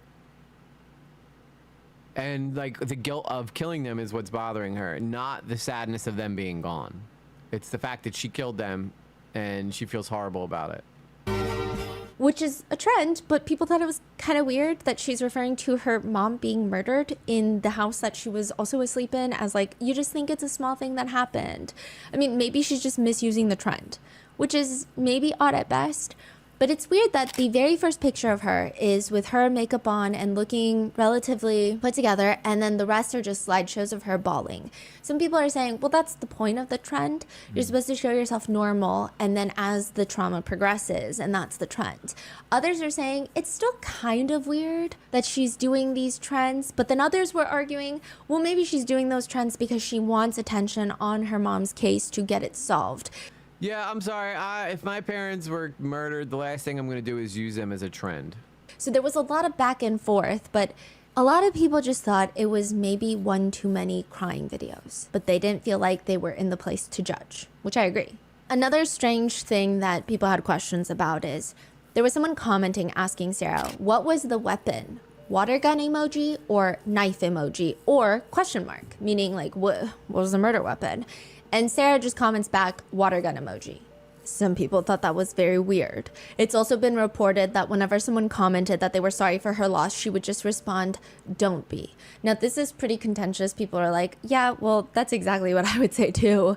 Like, you don't have to be sorry. You don't have to like ruin your day, but I'm just trying to tell you this information. Others are saying it just feels weird. Like, what do you mean don't be? It's just something nice that people are saying instead of saying thank you or like, yes, please keep a lookout on the case. Everybody does handle grief differently, but I just don't see this being a way that I would handle grief in this situation. You say don't be? I mean, it gets to the point where eventually one body language expert states that Sarah seems too much in her element when she's creating these crying TikToks. He says, if you and I have tears... Felix says, I don't know, it seems so cold to me. Like, she clearly wants to post her life online, but social media isn't exactly where I would go first when I lost my parents. Yeah. Like, I don't know if maybe down the road, maybe I'd eventually do a video where I'm like, there's something that I haven't told you guys about my life, you know? And then maybe talk about it there. But I would not make it my whole entire channel's personality for sure. Both of my parents died of natural causes. I'm so sorry, Maya, that they're gone. But at least they died of natural causes and weren't like tragically taken from you in like this type of horrendous, and let alone you doing it too. Like, that's why I think that she's being upset that she is living with the guilt, and not like she's living with the guilt of what happened, not the fact that her parents are gone tragically. We wipe them away. That's what normal people do. She doesn't. She wants you to see what she's going through. That's why she's got the mascara She's on and also- letting that leak down as well. Maybe it's harsh, maybe it's accurate, I don't know. They also point out that her picture that she takes and posts on her way to her parents' funeral. So she's like taking a selfie in the car on the way to the funeral, and she's like, I can't believe this. I can't believe. Yeah, this is so stupid. Like, I realize she's young, right? And that's what young people do. But I don't know, man. It is very odd. It is very odd. It definitely feels like she's like using this to her like advantage. If I'm going to the funeral right now. Her eyes aren't red. This is what the body language expert states. Her muscles are tense in the way. Her muscles are tense, but they're not tense in the way that someone who's actually grieving looks. So a lot of when you're grieving, there's a lot of tension in the mouth area.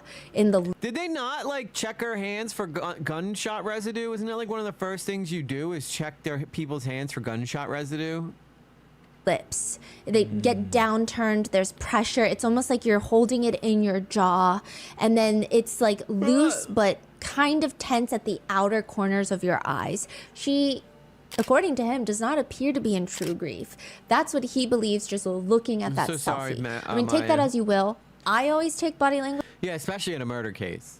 You see a lot of this stuff on TikTok, people crying in the hospital and at home. It's the last thing I would want to do while I'm crying or someone else is crying. Yeah.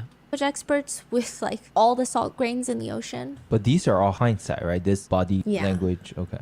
So no one is saying it at the time, because Right. those would be questions that you really just cannot ask. Yeah. I mean, I do think body language experts are interesting. I think it's fascinating, and I do think that there is a lot of truth. I don't know about this whole body language expert stuff. Like,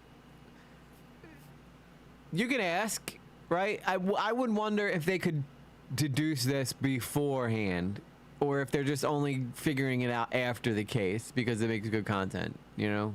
To it in the sense of, I'm sure a lot of humans do hold tension in specific areas when they have certain emotions, because that's how we learn to express ourselves, and we all kind of adapt to each other's facial expressions. But people's mannerisms are so unique and personal, and people could have different abilities with moving their facial structures. It's just, there's too much room for error. Yeah. But I digress. Some of the bigger questions in this case, though, even one of James's family members states this. What strikes me as weird is she didn't seem afraid in any of her TikToks. Killer is still out there. You were in the house when your mom That is and your true. stepdad Good were point. shot and killed. Good point. You would be terrified. I would be scared if someone had come into my house and killed my parents, and I was asleep for the whole thing. I don't know if I'd be able to sleep. I would definitely be at least afraid. But she doesn't seem scared at all.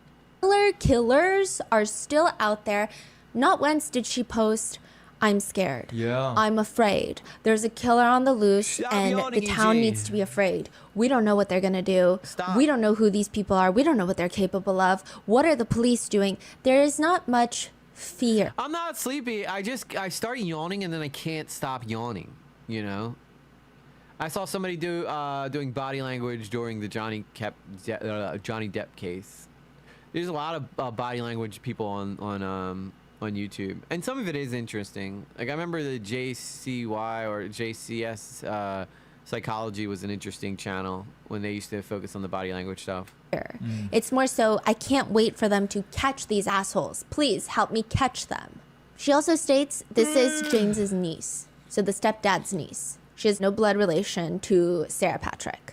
And she says she lost her mom. She deserves to be sad, but the weird TikToks just kept getting more weird. So, I mean, what are you supposed to?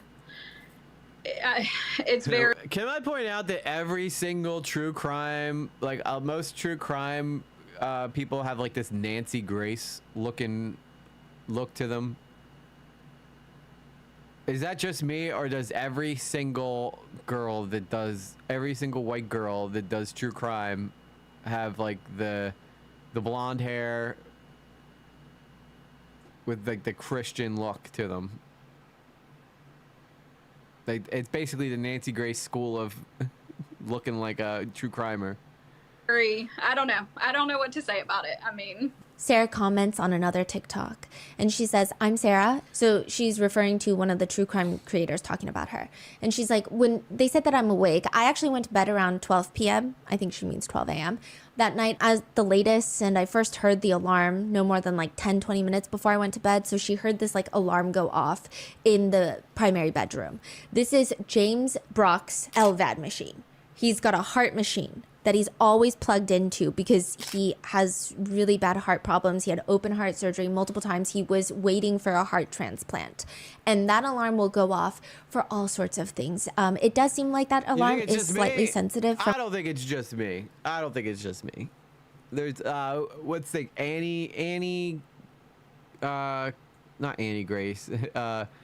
I'm thinking of that Annie girl, 10 to Life with Annie Elise. Yeah, she got the blonde hair. And then there's the other girl that does like the court TV one. There's Nancy Grace.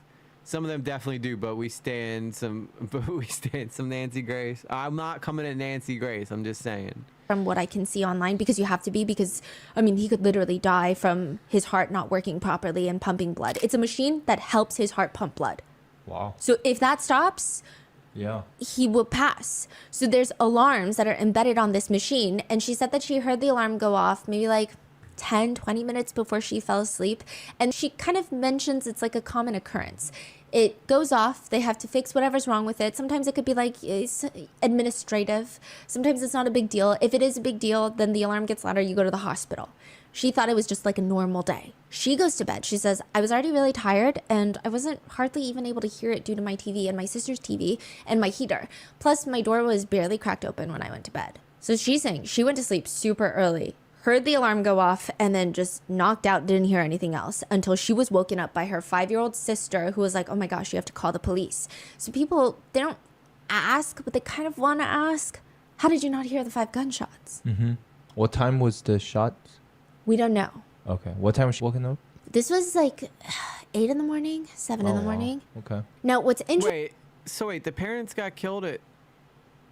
I guess they probably got killed... Well, she knows exactly when they got killed, but she said she got woken up at 7 or 8. Interesting is that these LVAD machines, I was looking into it, and the initial alarm that goes off, it's at around 85 decibels, which, to put that into perspective, it's like a very loud garbage disposal in operation if you've got like watermelon rinds in there.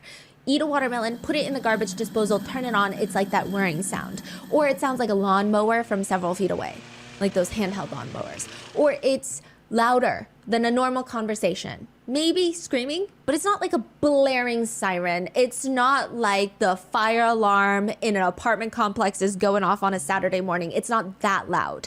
If you're in the same room, it would be impossible to sleep through it. It will wake up deep sleepers. That's the whole point. It's loud and at a frequency that it will cause ringing in the ears if you're listening to it for prolonged periods in the same room. It's uncomfortable because that's the whole point.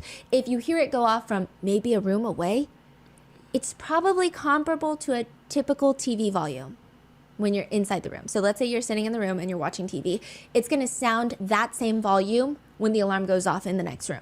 She says that she hears the LVAD machine before she falls asleep, but she doesn't hear a gunshot or the second. Yeah, that's a good point. How do you hear the machine, but you don't hear a gunshot? Gunshot's infinitely louder than whatever that machine probably does. That machine's, as she said, is made to wake up the person that is like who needs to know that it's shut off, or your wife or whatever, but not the gunshot. The gunshot, though, she slept through that like a baby. Or the third, fourth, fifth. A gunshot, especially fired indoors, is going to be around 160 decibels, depending on the gun, give or take, and the house. But that would be like standing next to a jet engine at takeoff.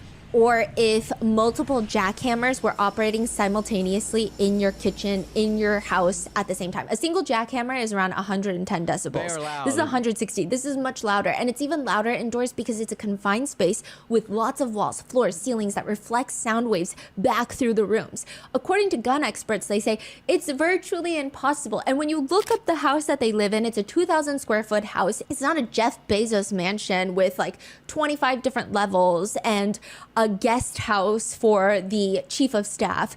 This is a very normal house. It's 2,000 square feet.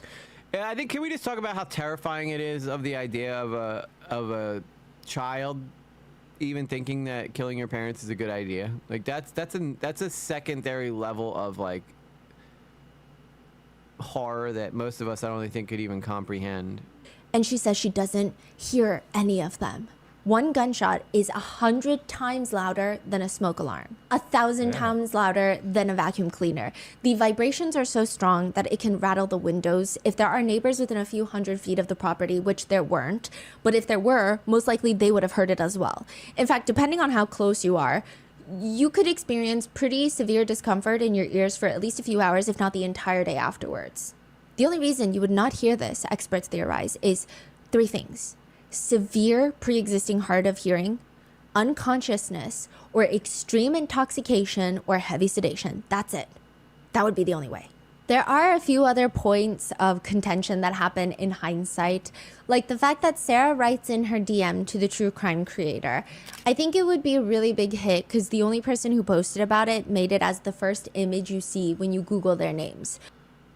I think it would be a really big hit. Oh my God. I think that people would really love this story. They'd really, Lord knows I love it. I think it's good. I think it's good material. A 22, I guess. It would depend on what gun she used to kill them.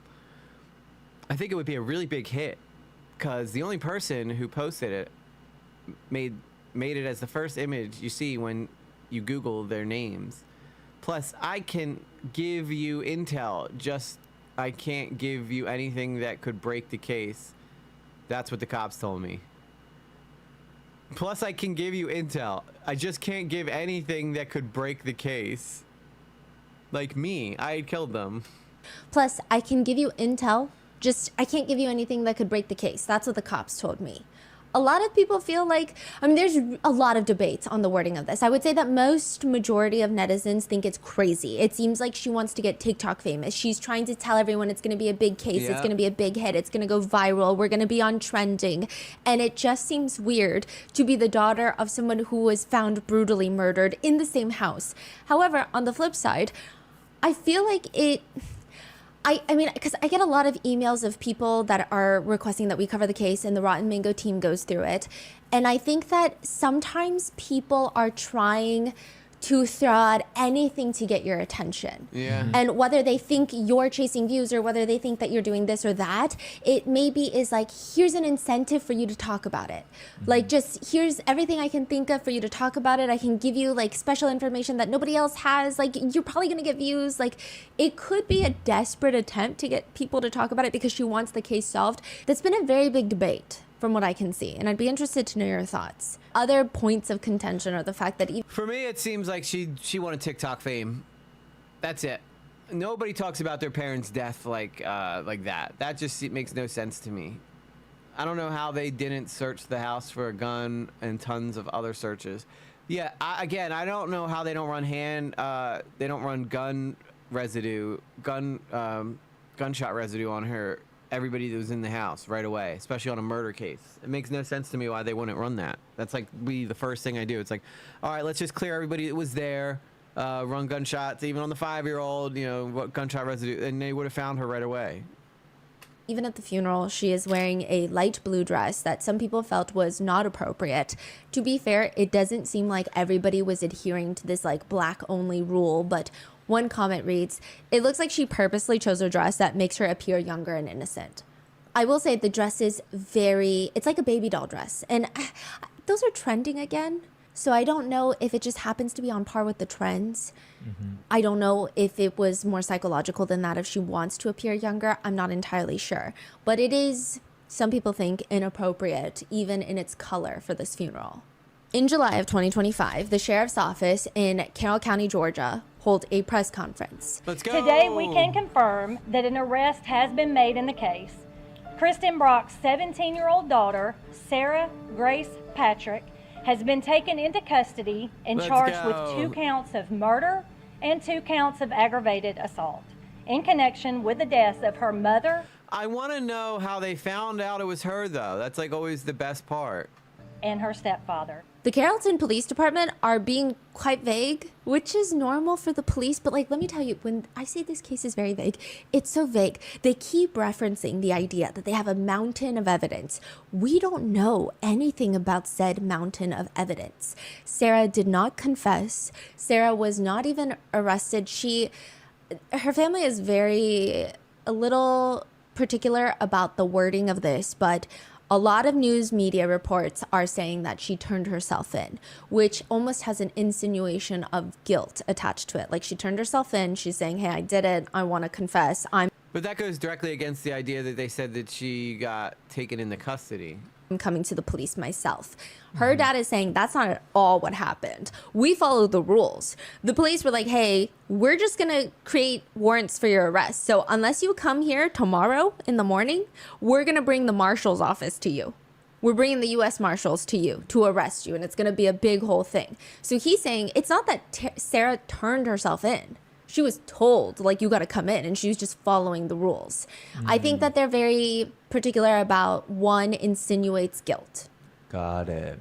So that's the dad, right? Yes, the biological dad. Right. And so is he supporting Sarah, or? He thinks that Sarah is completely innocent. He states that the investigators conduct. As a dad, it's hard to see your children in them situations. And yeah, I'd probably give my daughter the benefit of the doubt too. Even if the evidence pointed towards her, because I would just, no, not my daughter. No way. Did a 4-hour interrogation of Sarah, which he states that he didn't even approve of. He said that the investigators kept asking him, like, hey, do what you need to do. If you need to go out, get a phone call. If you need to go out, get a drink. If you need to go out, take a smoke, go be my guest. So he goes out, he takes a smoke break, comes back in, and the officers are interrogating his minor child without him being present, which he says is crazy. But he lets the conversation continue for about 4 hours because they kept saying that Sarah was giving a witness impact statement. So they were pretending to be very friendly until that 4-hour mark hits.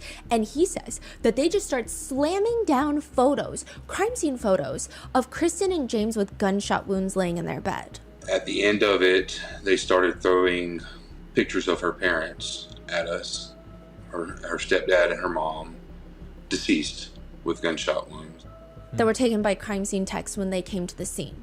So I stopped the interview and told them that we were not going to talk no more, and they let us go. I asked them if they were arresting her, and they said no. 2 hours later, we get a call saying I have to turn her in by 10 o'clock in the morning or else they would send out the U.S. Marshals. He says he's upset because they just followed the rules. Sarah did not turn herself in.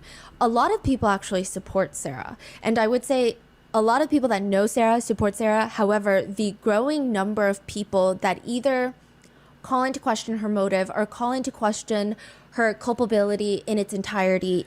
I don't know. Do you guys think she did it? I think she did it. Personally, I think she did it for sure. It's growing online. Every day, the Facebook page is growing. It's a private Facebook page. I stand with Sarah Grace Patrick. Every day, there's more threads on Reddit. Every day, there's more comments on TikTok that seem to be like, well, I don't know. Maybe she's not guilty. Considering we're only halfway through this video, there's got to be something that talks about whether, like, why she would be guilty or why she wouldn't be guilty. Good cop, bad cop. Yeah, One of the best pieces of financial advice when I was just starting out in the world, I think I was like 18 at the time, was time in the market beats timing the market. That means steady. I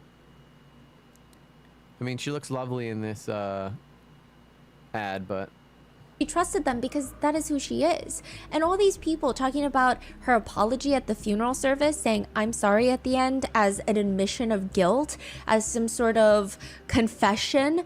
That was very normal for Sarah. She would apologize over everything, even if it wasn't her fault. Sarah's dad says in an interview, You can sneeze on my daughter and she'll tell you, I'm sorry.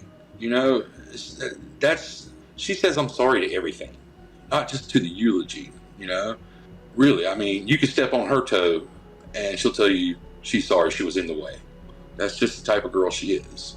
Others also comment, when she was probably saying, I'm sorry to James Brock's family, some people are saying maybe she didn't mean it as like, I'm sorry that I killed him, but more so like, I'm sorry that you're going through a loss.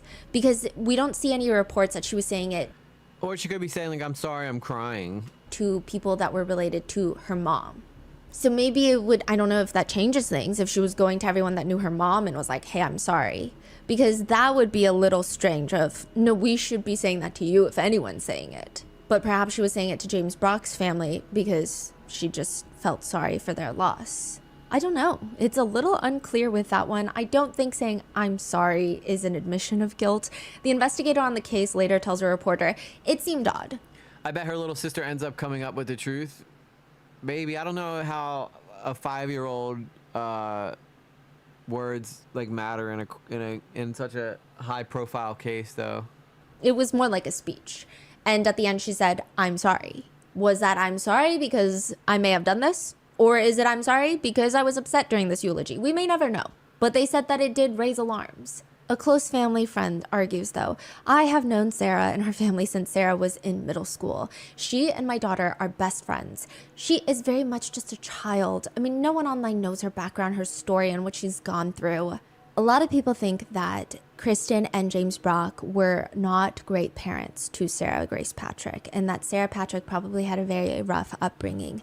If you go through Kristen Brock's Facebook page, you'll see that Kristen's dad, so this is Sarah's maternal grandfather, is standing by her also, stating, if they had something concrete, they would have arrested her a whole lot sooner. And that has been a big point of contention. Again, I feel so bad about these people. They get killed, and then on top of that, they get called bad parents. the police keep saying they have a mountain of evidence. And this is not me advocating, stating that I believe someone is innocent or not innocent. I don't know what the police have. Wait, so it took them 5 months to arrest her?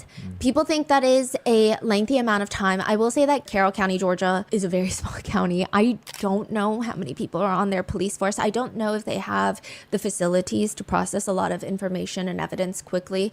I do know that the GBI, the Georgia Bureau of Investigations, was also working on this case, and they are somewhat a little bit faster, I would think, than a small department like Carroll County. If the little sister actually saw it and is scared of her sister and finally comes out with the truth, just a guess. It depends if the little sister even saw it, or if maybe the big sister made her like go somewhere else why it happened. Or criminals often blame their victims after they're dead. Yep, absolutely. That happens all the time. Some people did think it was weird that it took so long. Now here's where it gets a little bit weirder. The murder weapon was nowhere in the house. The gun was not found in the house. So that would mean that if Sarah were to be the killer, she would have shot her parents and then disposed of the gun. But what's even weirder is that's totally feasible. That could totally be something that happened, right? But nobody knows if the police even found the gun. They've been very strange about it. And I mean, sometimes police are vague for reasons. And this is a very sensitive case where it's getting viral online, and she's a minor. But they're saying we can't really comment on that. Who? The police can comment on that? Yeah, they're like, people are asking, have you found the murder weapon? And they're like, we can't really comment on it. So what does that mean? Nobody knows what that means. Are they trying to lie because they think other people are involved? And maybe they're trying to find the owner of the gun? Maybe it has like defaced serial numbers? I don't know. A lot of time they keep stuff secret so that if someone comes out with that information that they haven't released to the public, a lot of times that can be an indication of people who know more than what they're letting on. Or does it mean they haven't found the gun and they don't want to admit to it because that would be like, hey, what do you mean you haven't found the gun? Another thing that people point out is if they suspected Sarah Grace Patrick of being guilty from the jump, from the get-go, which is what a lot of people think because she stated from the get-go. Please bring up the gunshot residue. That she did not hear gunshots and police thought it was strange. Why didn't they test her hands for gunshot Thank you. I've been asking this question since the very beginning of this. residue? Maybe they did. But it's just, I think they're not really helping themselves in this case, at least online. I'm not saying in the trial. I think in the court system, it's probably best if they don't reveal every information that they have. But at least on terms of online. Well, the lawyer would know because they have to release all the evidence they have to the lawyer. People are weirded out. If they had tested her hands for gunshot residue the day of, if it came back positive, that would have been an arrest instantly. Yeah. They also took her phone early on in the case. Oh, okay. So she was using her dad's phone to post on Facebook and to post on TikTok. So if they took her phone, I mean, you would imagine that teenagers are not great at covering up their crimes. So you're saying, like, again, there's so many opportunity to arrest her very early on. Yes, but it could also be argued. I'm gonna speed it up a pinch because we still got a lot to go, and she talks slow. This is a county that does not deal with a lot of homicides. You're talking about a very sensitive case where a minor is going to be charged with double homicide, 2 counts of murder, and she's going to be tried as an adult. I think if they believe that she was not at flight risk, perhaps they wanted to dot their I's and cross their T's and get everything absolutely perfect before they made an arrest. However, some netizens argue that as well, saying, what do you mean? They just let her roam about for 5 months? Because if she's capable of killing her own mom and her stepdad, I mean, she's probably at flight risk, considering she was jumping around from family home to friends' houses. She was going to a friend's house in Alabama. It seems like there could be a guy involved too that she can go stay at that's trying to hide her. she didn't have a permanent residence. She had nothing tying her to that town. And you hear a lot about teenagers that run away. Yeah. And but you said GBI is involved in the case or was involved? It seems like they processed a lot of the evidence, but I don't think that they're involved in the sense of they are leading the investigation. But they are being sent evidence and they are processing it and sending results back. Yeah, I had to speed it up. She's a slow talker. I probably should have sped it up from the beginning, but here we are now.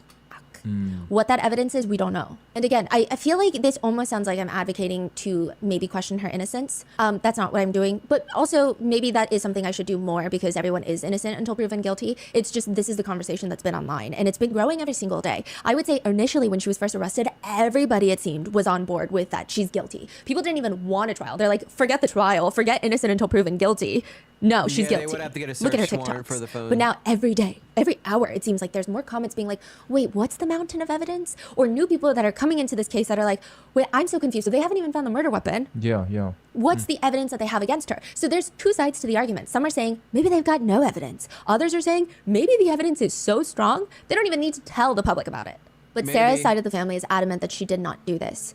And if she didn't. Well, look at the brothers too. Those brothers that the Menendez brothers who killed their parents, their whole family's supporting them too. Same thing with Scott Peterson. His family's supporting them, supporting Scott. It doesn't always mean that that's the truth. It's families are going to support families. Who did? Sarah's dad says in an interview, Sarah knows more than most people know. The only thing that she could think of was there was drug deals go wrong. her mother and James Brock had fallen into some drug abuse. You know, they ripped somebody off a couple months before that, and Sarah thought that it could be that person. Oh, come on. You don't own houses like that if you're a drug addict. Sorry. Take drugs, I'm not talking about like, you know, the hardcore drugs. From what I understand, it was over weed or something like that, but a substantial amount. And she was telling the investigators that the whole time. And when we talked to the investigators, they said that they had already talked to them and said that they counted them out. He continues, even just a week before their deaths, my son told me about an incident where a friend of theirs pulled a gun on them right before Valentine's Day. And my son witnessed it. That's my son, and he's not just going to make stuff up like that. He brought that up to us, that the family friend that had pulled a gun on James in the kitchen, and they asked him to leave and make him go walk the dogs. Damn. The police have stated that there were no signs of forced entry, but the family do often sleep with their doors unlocked. However, Sarah's dad says he took a picture of the front door and he believes it looks like someone tried to break it open. There is no confirmation that this is accurate, meaning we don't know when these marks could have been made. We don't know if this was from a week ago. We don't know if it was from that day. However, some people think that Sarah's biological dad doing interviews is actually making her look guiltier. At one point, he talks about James's LVAD machine, stating that it was a constant thing that always went off. He heard it go off during dinner, sometimes when they would go out to eat together. He says that it wasn't too loud. So netizens are confused because Sarah stated that she heard the LVAD machine go off, and now her dad is saying it wasn't too loud. So she could hear that, but she couldn't hear gunshots. And Sarah's dad said, speaking of gunshots, they don't have a weapon. And again, we don't know if this is just the police telling him. We don't know if this is him speculating. We don't know what the police have. Do we know where the room locations exactly or not really? Okay, this is another part where people thought that Sarah's side of the family was not doing her any favors. They kept saying that the house has an odd layout. I went on Zillow, and the house looks like all the bedrooms are kind of in one section. And even $160,000 for that house, dude. That house would be worth at least like almost $300,000 if it was where I live. if it's not, it's a 2,000 square foot one level house. Okay. But even if it weren't a one level house, like a single level residence, 2,000 square feet, you would probably hear gunshots, like I said. Again, we're not talking about a 50,000 square foot. Could you live in a house where something like this happened? I don't know if I could. I probably could. A house is a house. Commercial building. Yeah. Even then, you probably could hear. What's up, Master Toothpick? That's my bae right there. We're getting married next week. Are you? You getting married to Mango? That's what's up. Or you talk? Or hopefully not the murderer daughter though. That'd be scary. Who's got the life insurance? Oh yeah, I wonder who's got the life insurance. Yeah, that gunshot is weird. So the bedrooms are not in like opposite It doesn't appear so. part I mean, of the there's house. no floor plan to the house, but James's family who have been to the house say the bedrooms are all in the same area. Like they're all in that same section. The only thing that's confusing is now some netizens are questioning whether or not the 5-year-old heard the gunshots, because if the murder weapon had not been found, it could have been a silencer on it. But if the 5-year-old heard the gunshots, then Sarah should have too.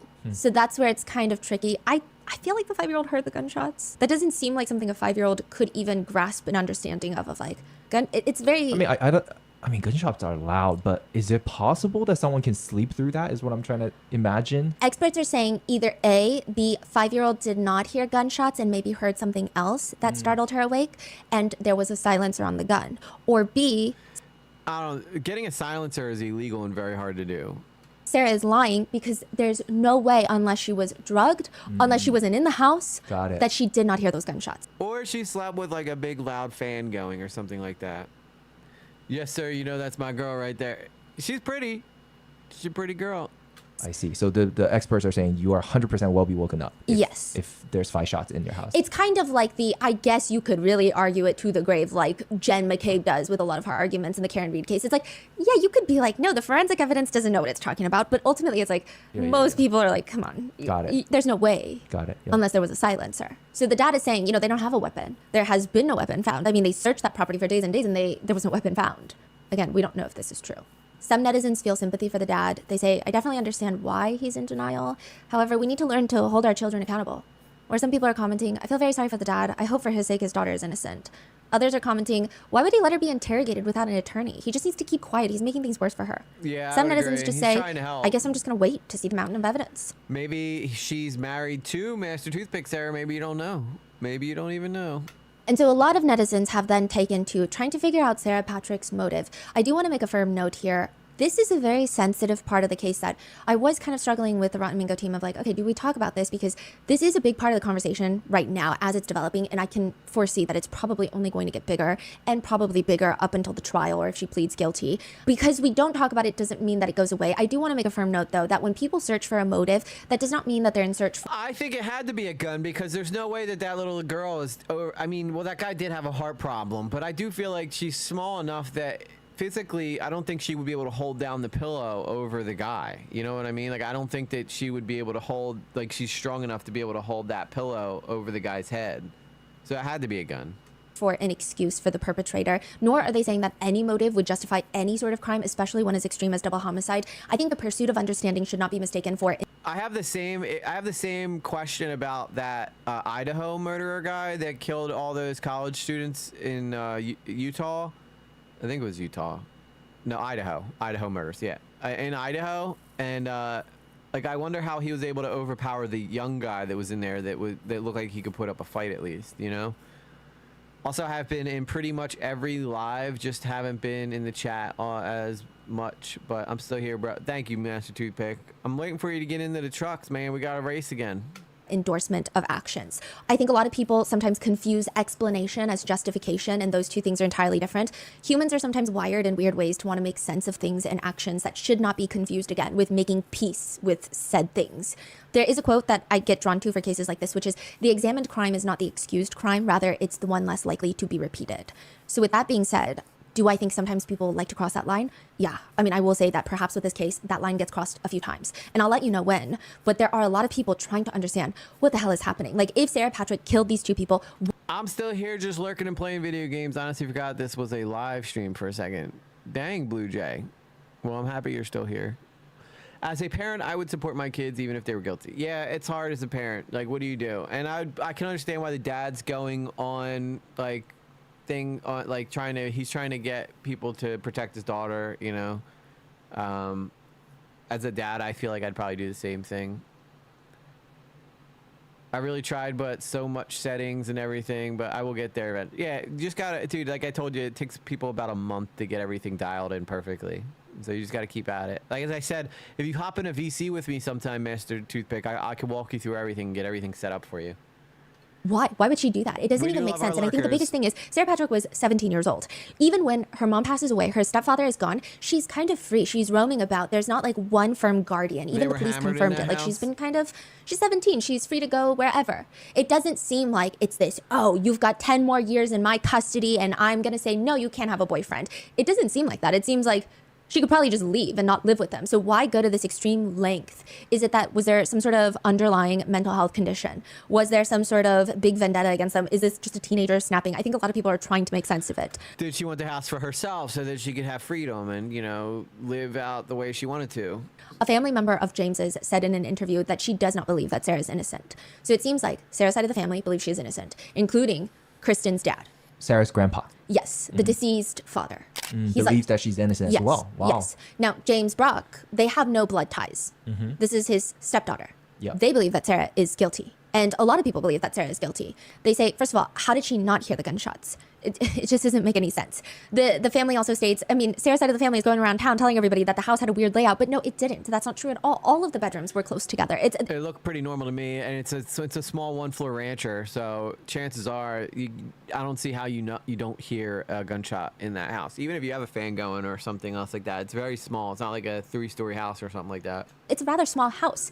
She says, quote, I'm not out here with a measuring tape, but if I were to guess, between the doorway to the parents' room and Sarah's room, maybe 8 feet. She also says that she's not going to name names, but I quote, I can say that multiple members of Sarah's family have come to us privately and said that Sarah was involved. That's a lot to me. That says a lot to me because if you're going out on that kind of limb, and I will say that James's niece seems very honest. Her name is also Kristen, so it gets a little confusing, but she just strikes me as someone that's not trying to just put all the blame on Sarah because it seems like the best way to grieve. It seems like a pillow used as a silencer. Oh, okay, I see what you mean. Possibly, but then I feel like that would be part of the evidence, wouldn't it, Maya? Like if they would say there was a pillow used as a silencer, maybe they're not releasing that information. It does seem like the cops are being a little tight-lipped with the evidence they have. Feels impossible not to hear some of to some degree, whole thing feels off. Yeah, I think it's why so many people are invested in this case. Like, is she innocent? Is she not? She genuinely wants answers, and they've led her to this path. And it seems like she probably knows a lot more than the internet does. But she states, you know, every time I was around Sarah, she's very sweet. It's not like she's this crazy teenager that she's like, oh, she's so crazy, she's weird, she's losing it. She's very sweet. She was very open to talk to whoever was around. She struck me as a sweet girl. She did. But I didn't live in that home with her. And so James had said multiple times that you don't know the real Sarah. He didn't go into detail because, to be honest, when he would tell my mom that, she'd be like, oh, James, you never raised a teenage girl before. And you're not supposed to think anything more of that. But he said multiple times, she's not the sweet Sarah that you guys see. She's not who she puts online. You don't know the real her. And then the eulogy at the funeral was so strange. She adds, there were tears everywhere at that funeral. Everybody couldn't get through their speech. My mom needed a friend up there with her just to get through it. And I think it's weird that Sarah, after losing her mom, gets up there in her dress, did this big, long speech, and didn't ever shed a tear. Didn't ever stop to gather herself. I think it was very weird. At the funeral, it was just kind of like a big, wow. She says, I don't think at the time any of us had a solid theory. We didn't think it was possible that she acted alone. And I still don't believe that she did because it just seems odd that she would be the one to pull the trigger. Interesting. So they believe that there's another person. Yes. And a lot of people believe that, and they think that is maybe why the police have been very vague about everything regarding this investigation. So let's go into people's theories of the motive.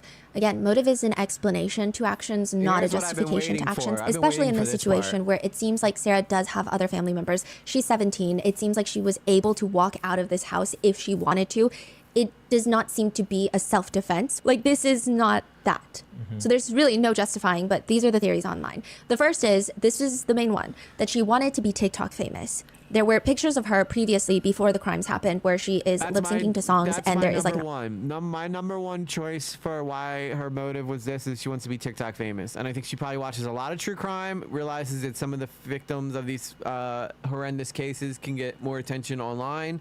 And then I figured she was like, if I could just get enough eyes on me, they would see how beautiful I am and they'd want to follow me. Oxygen true crime documentary playing in the back. People have taken this to say that she was someone that was obsessed with true crime and she wanted to become the grieving daughter and to gain attention, sympathy, love. I mean, look how dolled up she gets. She wants to look like she's Tommy Lorenz or something, you know? Of an adoration through the internet through that way. She was using her dad's phone because her phone was confiscated. She was promoting her TikTok page on her dad's Facebook. She was posting. Yeah, Gypsy Rose, right? Life after lockup. First off, I think that's an atrocious thing that they did making her famous online. She probably looked at Gypsy Rose and goes, if that crazy little girl could get famous, I obviously can. On her dad's Facebook. And it's very interesting because I will say that James Brock's side of the family, when they were posting, it was very much like, spread the word, $5,000 reward, spread the word, spread the word. Sarah would say, yes, we need to talk about it, but a lot of it were trends, trending audios, TikTok sounds, crying, just a little bit more of that side versus like, can we please talk about it? Can we please raise Ignore my ugly cries. awareness? Can we please talk about this case? So a lot of people have felt that is part of maybe her motive of trying to become TikTok famous. The fact that she's reaching out to TikTok content creators to ask them to cover her case is also another supplemental piece of evidence that people have for believing this motive. As you can see, she reached out to me back in May. She messaged me back on June 3rd and just said, search up Brock case. She would also post things like... So she's messaged multiple TikTok true crime creators. We need lots of shares because this case can't be forgotten about. But at the same time, I don't want to make too much noise on social media because I don't want to scare this person off. People thought that was just kind of a weird phrase. And so that's a big chunk of people. They think that she did this because she wanted to get TikTok famous. And maybe she just... I mean, I think that people, if you don't think that that's a motive for her, then you aren't paying attention to how the world works these days. Like, having attention online is a golden ticket nowadays. It can make you incredibly wealthy, make you more famous than most celebrities that are in movies, you know? Wait, what date did this happen again? We've covered a lot. I think this was back, so she got arrested in June, and I think that the crime happened in February, if I'm correct. So that was dead of winter. I don't know how cold it gets in Georgia, though. Just did not like her parents. It gets as hot, so I don't think or it doesn't get as cold and... Look at that. See, I'm paying attention. I remembered. You could do that just to get TikTok. I don't know. Yeah. One netizen comments, I don't know, it's twisted, but I don't get the vibe that she was getting such satisfaction out of fooling people. I think she took comfort in getting all the emotional support that she might have lacked, maybe from everywhere else. Of course, she had to play it off online, but I mean, she did sure go out of her way to get attention, which is really fucked up. So I think even as people are commenting, they're kind of confused. They're like, at the same time, she didn't need to post so many trending audios nonstop to try and get views. But at the same time, I don't know if that's the motive. Yeah, the trending audio for me is an indication that she wanted to be TikTok famous, because she's like, all right, well, if nobody knows about the case, which is why I did it in the first place, then I'm going to have to use trending audios to hope that I can make more people know about this case then. Motive, like, that's what netizens are saying. Other netizens are saying, do you think that her posting on TikTok was her trying to confess to the crime? And this goes into the psychology where a lot of people say that killers sometimes... Okay, so it does get cold down there. And the humidity at night. Daniel's Crew says, I think that the Gypsy Rose case is crazy because her mom was literally abusing her, making her sick. That mom deserved it, in my opinion. She was just evil. I agree, but I think that giving her her own show and making it so that she's like a celebrity is like encouraging other people to do the same thing, which is why I don't like the Gypsy Rose thing at all. Oh my god, so yeah, maybe being influenced by her isn't so far-fetched. That's wild. Yeah. Want to get caught. A lot of people say that serial killers want to get caught because they want the notoriety and they want to be recognized for their crimes. Other people say that when it's killers that are not complete serial killers, where they do feel some guilt and remorse, they kind of do these subconscious things in an effort to get caught. It's like people say it's like the lottery effect. When people win the lottery, they almost subconsciously maybe feel like they don't deserve the money or they didn't earn the money, so they'll blow through the money. It's kind of, I don't know, some people are saying that. They're saying it doesn't make sense that you would reach out to content creators to cover your case, to get more attention on your case, if you're getting away with it.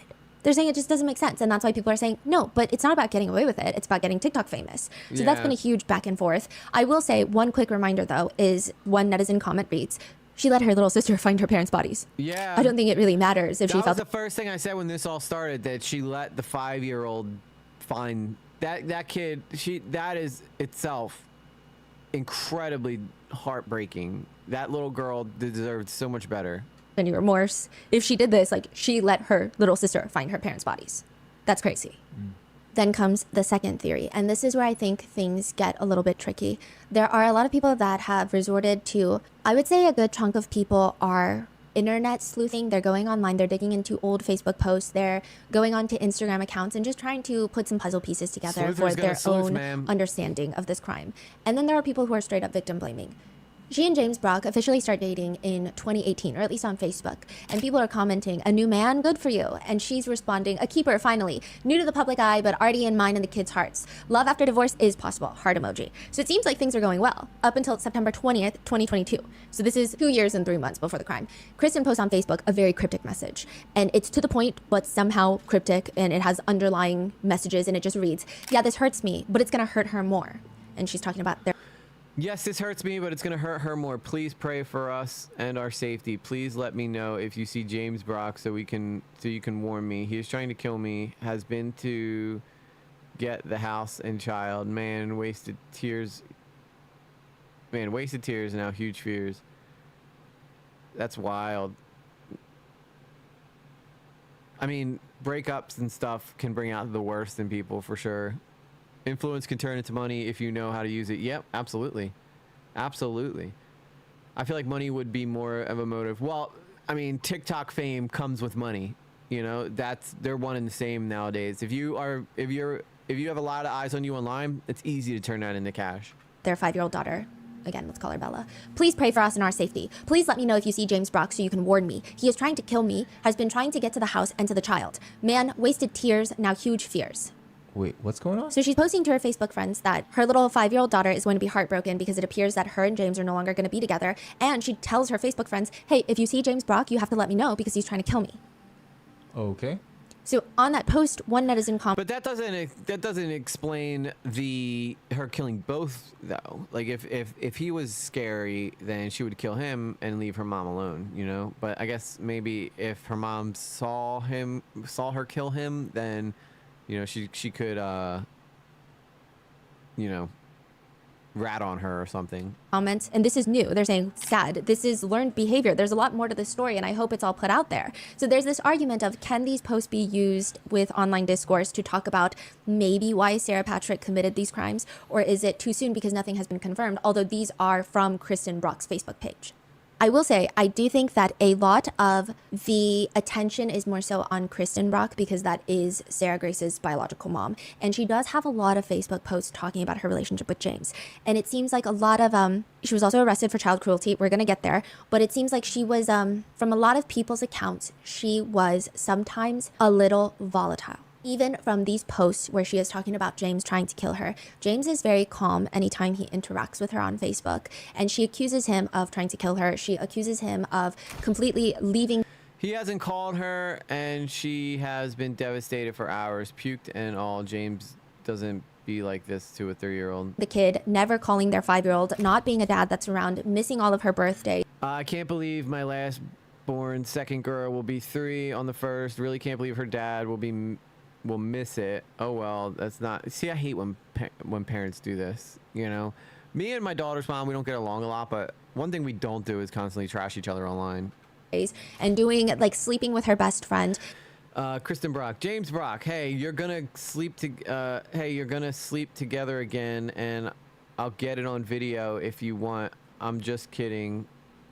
I don't need another video of that nasty ass shit. Hey world, this is what happened. James fucked up and lost the best thing that ever happened to him. He'll realize it later, but it's too late now. God bless him. He'll pray for him. Whatever I'm done with him, that means Jaylee too. He will not do this to her. He's already missed 2 of her birthdays now. And every time James responds to these Facebook posts, he's very calm and he's saying, hey, can you please stop lying about me? Can you just tell everyone that you're the one that had my phone cut off and that's why I can't call her goodnight? Be sure to tell everyone you have my phone cut off. People have been using Kristen Brock's Facebook post to try and get people to understand maybe why Sarah Patrick committed these crimes, saying this is not a healthy home life. We don't know what else was going on inside the home, but it probably is not the best environment for children. If she's posting that her partner, her child's stepfather, and the father of a if they're willing to go this far online against each other, imagine what's going on when they're in the same room together. Little toddler is trying to kill her on Facebook. It seems very tumultuous. Like, if that's really what you would think, then you should go to the police. You should do these things to protect your children, if that's truly what you believe is going to happen. I think that initially when people heard about this case, there was such a strong rhetoric of this is a spoiled teenage brat who's obsessed with looking a certain way and using TikTok filters and being TikTok famous. She's a narcissistic sociopath. Like, these are the words that people were using to describe her. And I think the minute that some of this came onto Reddit and came onto people's attention, I think because the wording was so strong against Sarah Grace, people started pushing back even harder, saying like, well, maybe she's not narcissistic. Maybe her home life was horrendous. So it's just been very strange. But one netizen comments, here we go with the excuses. She's a cold-blooded killer with no emotions who left her parents dead and allowed her baby sister to find them. To which someone comments back, but there was abuse in the home, so stop assuming she's just a killer. With another person commenting, that never gives anyone an excuse to take someone else's life. But just from doing some scrolling, you can tell this girl had a hard home life for quite some years. After putting your children through all this drama of your past relationships, posting on Facebook that you're going to get killed by him, etc., your child more than likely has witnessed your relationship and has trauma from it. If you're in a toxic relationship like this, you need to put your kids first. You shouldn't run back to that relationship every chance you get. Lord only knows what these children have witnessed daily for years. There's another post from Kristen's Facebook page, and it reads, hey, me and James are not together, not even friends. I don't really know him at all. I'm ashamed and hurt and embarrassed. Never again will you bring filth into my life. You play people like a fiddle, just not me anymore. Karma will be your king, King Brock, LMAO. And a lot of the Facebook posts do indicate that maybe she had a complicated relationship with James Brock. So on the same day, she would post quotes like, stop chasing after people and being the only one trying to fix everything. It's mentally and physically exhausting. You have to find peace with whoever comes and goes from your life. Don't be the only one putting in effort because you will end up losing yourself trying to save everyone else. And then the same day she'd post, and just like that, voila, thank you, Lord, for opening my eyes and showing me what I need to see. And then the same day she posts another one that says, I instantly smile when I see a text from you. I don't even care what's in it. It's just amazing to know I crossed your mind for a second. And this is all about James, clearly. Seems like it. So overall, at least in 2022, their relationship was probably on rocky footing. She also posted asking her friends, how do I change my name on here? It's set to Kristen Brock using James's last name. And she's like, anybody, please? To which a stranger is commenting like, you need to make a new account. And she's responding to the stranger, I hate him now. I'm sorry. He has hurt us for the last time. I know he don't give two craps. In another post, she shares a quote that reads, humble enough to know I'm replaceable, cocky enough to know it's a downgrade. And then she comments on that, James doesn't call, and I call our 5-year-old, and I'm about to go to bed. Once I wake up, it's GNU, everything. I don't know what that means. I can't let this little girl's heart be broke by him ever again. To which James responds, writing, be sure you tell everyone you had my phone cut off. Around this time... Yeah, it does show. It shows a very toxic home life, for sure. The fights in the family environment could have influenced her choices, for sure. For sure. You know, maybe she's just sick of hearing the fighting going on in the house. In another random comment thread, Kristen tells a friend in the public section of her Facebook page, quote, now, I don't know because I caught him with my best friend this morning. Then in another thread, she's talking to James and she says, you really are a bitch for not calling our daughter. Then another... Oh, I want to show you guys this real quick. I got this off the TikTok shop for my daughter because she's heading into middle school. And I thought that I was never going to get it because it's been like a month since I ordered this thing. But it's this little locket thing that I got her. And because I know the kids in middle school can be like very mean. But it's very cute. So how do I even open this thing? I guess like this. But I want to show you this. She has no idea I got her this.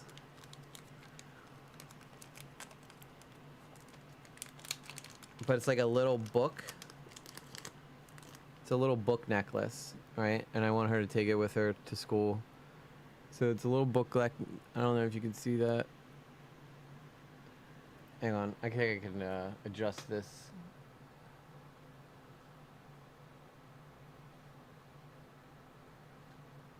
Come on. Come on.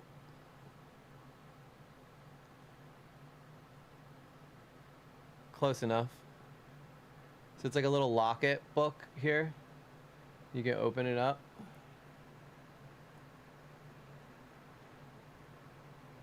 And then inside it has like these little messages to her.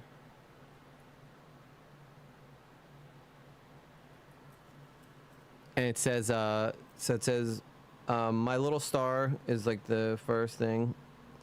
And when you open it, it says, my incredible daughter. If you go to the next one, it says, whenever you feel unworthy, remember you are priceless. Remember whose daughter you are with all my love. and then she could wear it as a necklace. And you know, I wanted her to have. I guess I gotta fix this now.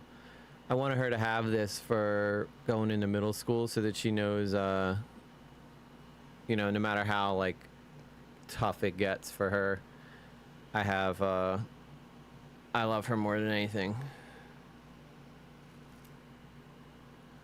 Yeah, I thought it was cute. I saw it on. I don't typically buy stuff off a TikTok shop, but I get so worried about kids being bullies in school that I wanted her to have like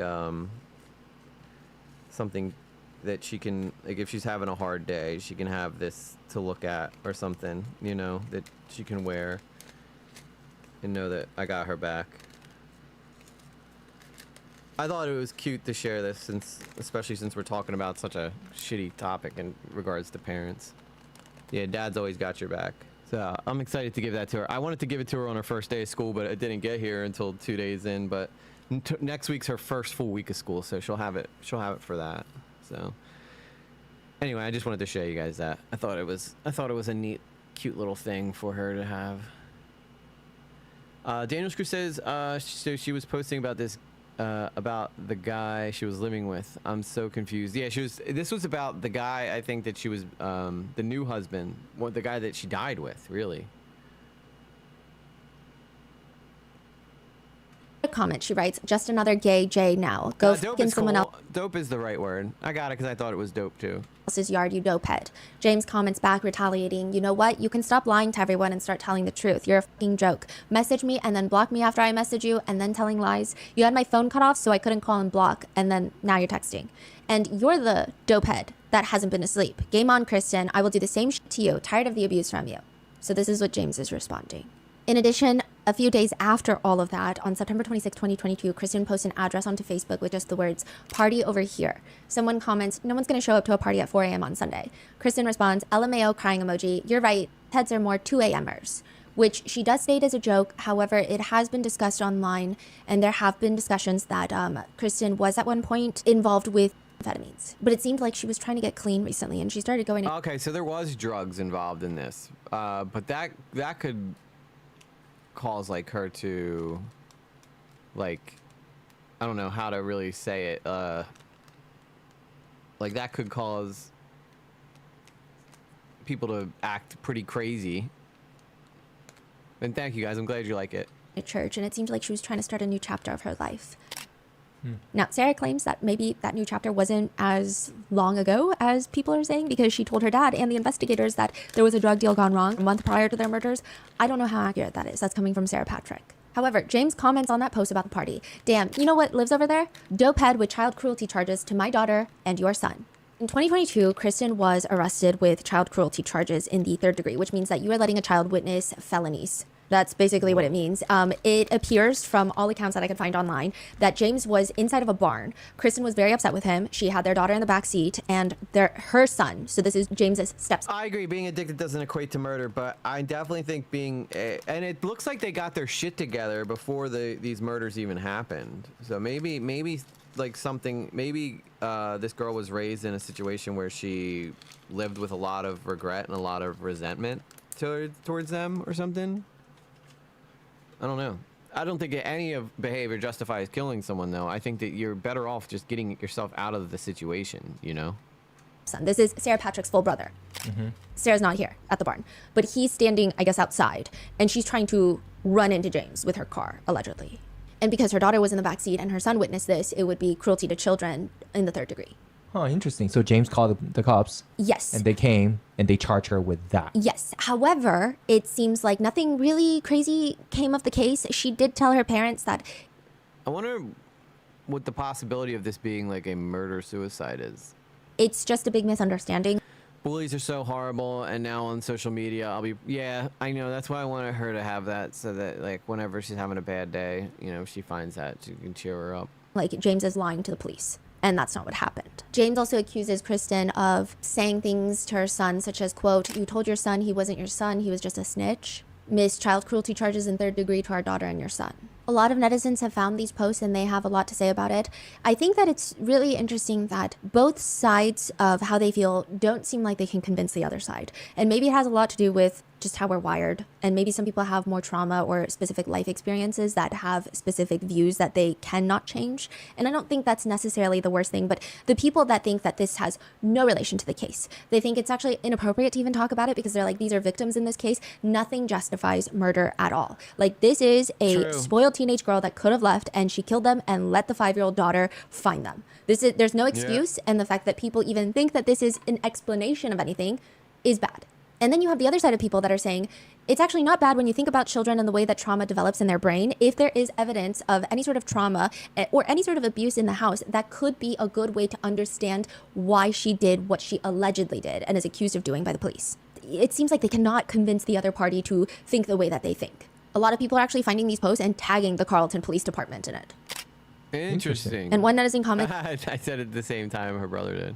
no child can grow up normal in that kind of environment. And even if the parents changed and found Jesus, she lived more of her life around that lifestyle than not. And they're saying to not talk about it is also weird. To not talk about it is acting like it doesn't exist. Then what? We just act like it doesn't exist and then more things happen like this? So they're saying, again, it's not justification. It's not proof of anything. It's just saying this could have been something. But probably the most talked about Facebook post comes from June 20th of 2021, where on a separate Facebook page, Kristen posts, "My son's name. I'm coming to get you, love. I know you're so unhappy there. I hear you, and I'm doing everything I can to make it happen. I promise you that, son. Your father can't beat you anymore." So that's pretty nuts. Kristen is saying, hey, your biological dad is beating you, so I'm going to come pick you up, and I will never let him beat you. Mm-hmm. And she's... Why is she saying that to Facebook, though, instead of, like, going to their house? And that's her trying to, like, get everybody mad at him. Posting, talking about her son on her son's page. Okay. Sarah. That's her husband, not brother. Okay, so that is her husband, not brother. Comments on that. And she responds, "Kristen, you are a grown woman, and this is the child that We're talking about Mango, right? That she's talking to? Mango? Kristen, you are a grown woman, and this is the child that you put through the dirt just to make yourself happy. Commenting on my post and posting this is never going to make me want to go to your house again, and shows how immature you are. Respectfully grow up. The only one that beat us was the ex-stepdad, you blank." I can't see what it says behind her. But no time to realize it because you were out dealing. Hand on me and need to stop brainwashing. You put through the dirt just to make yourself happy. Commenting on this post and posting this is never going to make me want to go to your house again, and shows how immature you are. Respectfully grow up. Then another one from Sarah to her mother, this time in all caps, reads, "The only one that beat us was the ex-stepdad you got with and had no time to realize it because you were out there dealing. Daddy has never laid a hand on me, and you need to stop brainwashing my brother, and it doesn't work anymore with me." Wait, this is 2021? Yes. So she was like 13 years old? Yeah. She's saying that who beats them? The only person? James? Or She someone said else? ex-stepdad, and it does seem like they were on and off. A lot of netizens believe that she's referring to James. It doesn't appear that there are any other yes, that would have been referred to as ex-stepdad. But again, these are just Sarah's words. Yeah. It's not proof of anything, and I think he's not here to defend himself. She didn't even name him by name. We don't even know if she's... Hey, Carla. How you doing? Talking about James Brock. Right. But it just shows that she does have a very contentious relationship with her mother, at least at this point, and there seems to be some trouble in the household. Again, it doesn't justify anything. Kristen responds... Yeah, it could be the worst. It could be the worst situation. Like, aside, the only thing I think that maybe justify this, and even that's a stretch, is if, like, she was being sexually abused or something. And I wouldn't be shocked if, like, this court case, like, that gets brought up, because a lot of people like to use that to get out of trouble in court, you know?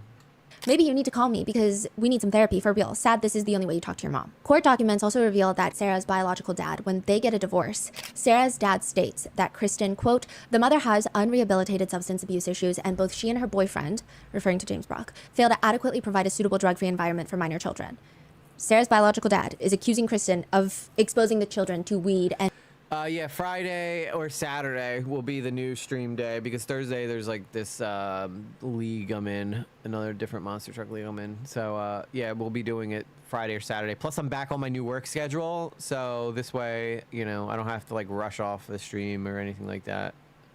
The only time I'll be rushing off stream is if like my daughter's here or something.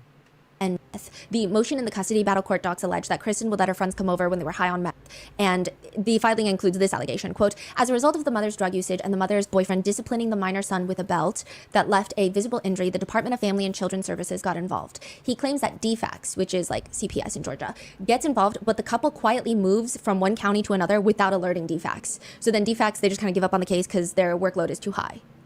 Sarah's dad alleges that Kristen would have, quote, spiraling behaviors that would make it, quote, extremely unsafe for her to have the children in any unsupervised manner. According to the court document, Sarah allegedly told her teacher that she knew that her mom had drugs in the house and she didn't want to go back to living with her mom. This is when she's like 11. The court doc reads, the minor daughter is able to express whether her mother hides the illegal drugs in the house, like where, what the drugs look like in the packaging, and the foul odor of the... Sarah's biological dad alleges that during one incident, Sarah was in the car with her brother and Kristen and James, along with some random adults that are friends with Kristen, in which Sarah had to, quote, forced to put a blanket over her face to avoid having vomit slung at her. I guess one of the friends was high and drunk and was vomiting everywhere. And he also alleges that Kristen would get super drunk and just send drunk videos to family members and... I'm basically going to wrap this up here. There's about another 11 minutes left. That if you guys want to go see the rest of this video, go check out Rot Bango. I mean, 2.6 million people have seen this video in the past 2 weeks, so this is a pretty... I mean, the girl got what she wanted. This is now a viral... You know, this is now a viral clip, so... I just wanted to come on here and do something a little different tonight and see if you guys were interested in it. So I hope you guys enjoyed that. But other than that, this was an interesting stream, very interesting case for sure. Thank you, Sarah, for putting it in the inbox. Be careful what you ask for, I guess, when you go online looking for clout, because it will make you do a lot of really terrible things to get famous, and people will do stupid things nowadays to get famous, including, I guess, killing their parents, which is very, very sad, and breaks my heart that that's even part of society that we're even in anymore, so anyway, guys, I think that's probably where we'll wrap things up tonight. So thank you all for being here tonight, and I guess I'll see you guys on the next one. All right, much love to you, and peace out. Be good and other things of that nature. I am stalling until I can press the... We're taking community suggestions, recommendations. Please send your suggestions, and I'll do my best for you. Yeah, if you guys want me to cover a story, put it in an inbox or send it to Phallic or Blue Jay. Yeah, and that's how we're gonna do things. Anyway, peace out. Love y'all. Bye.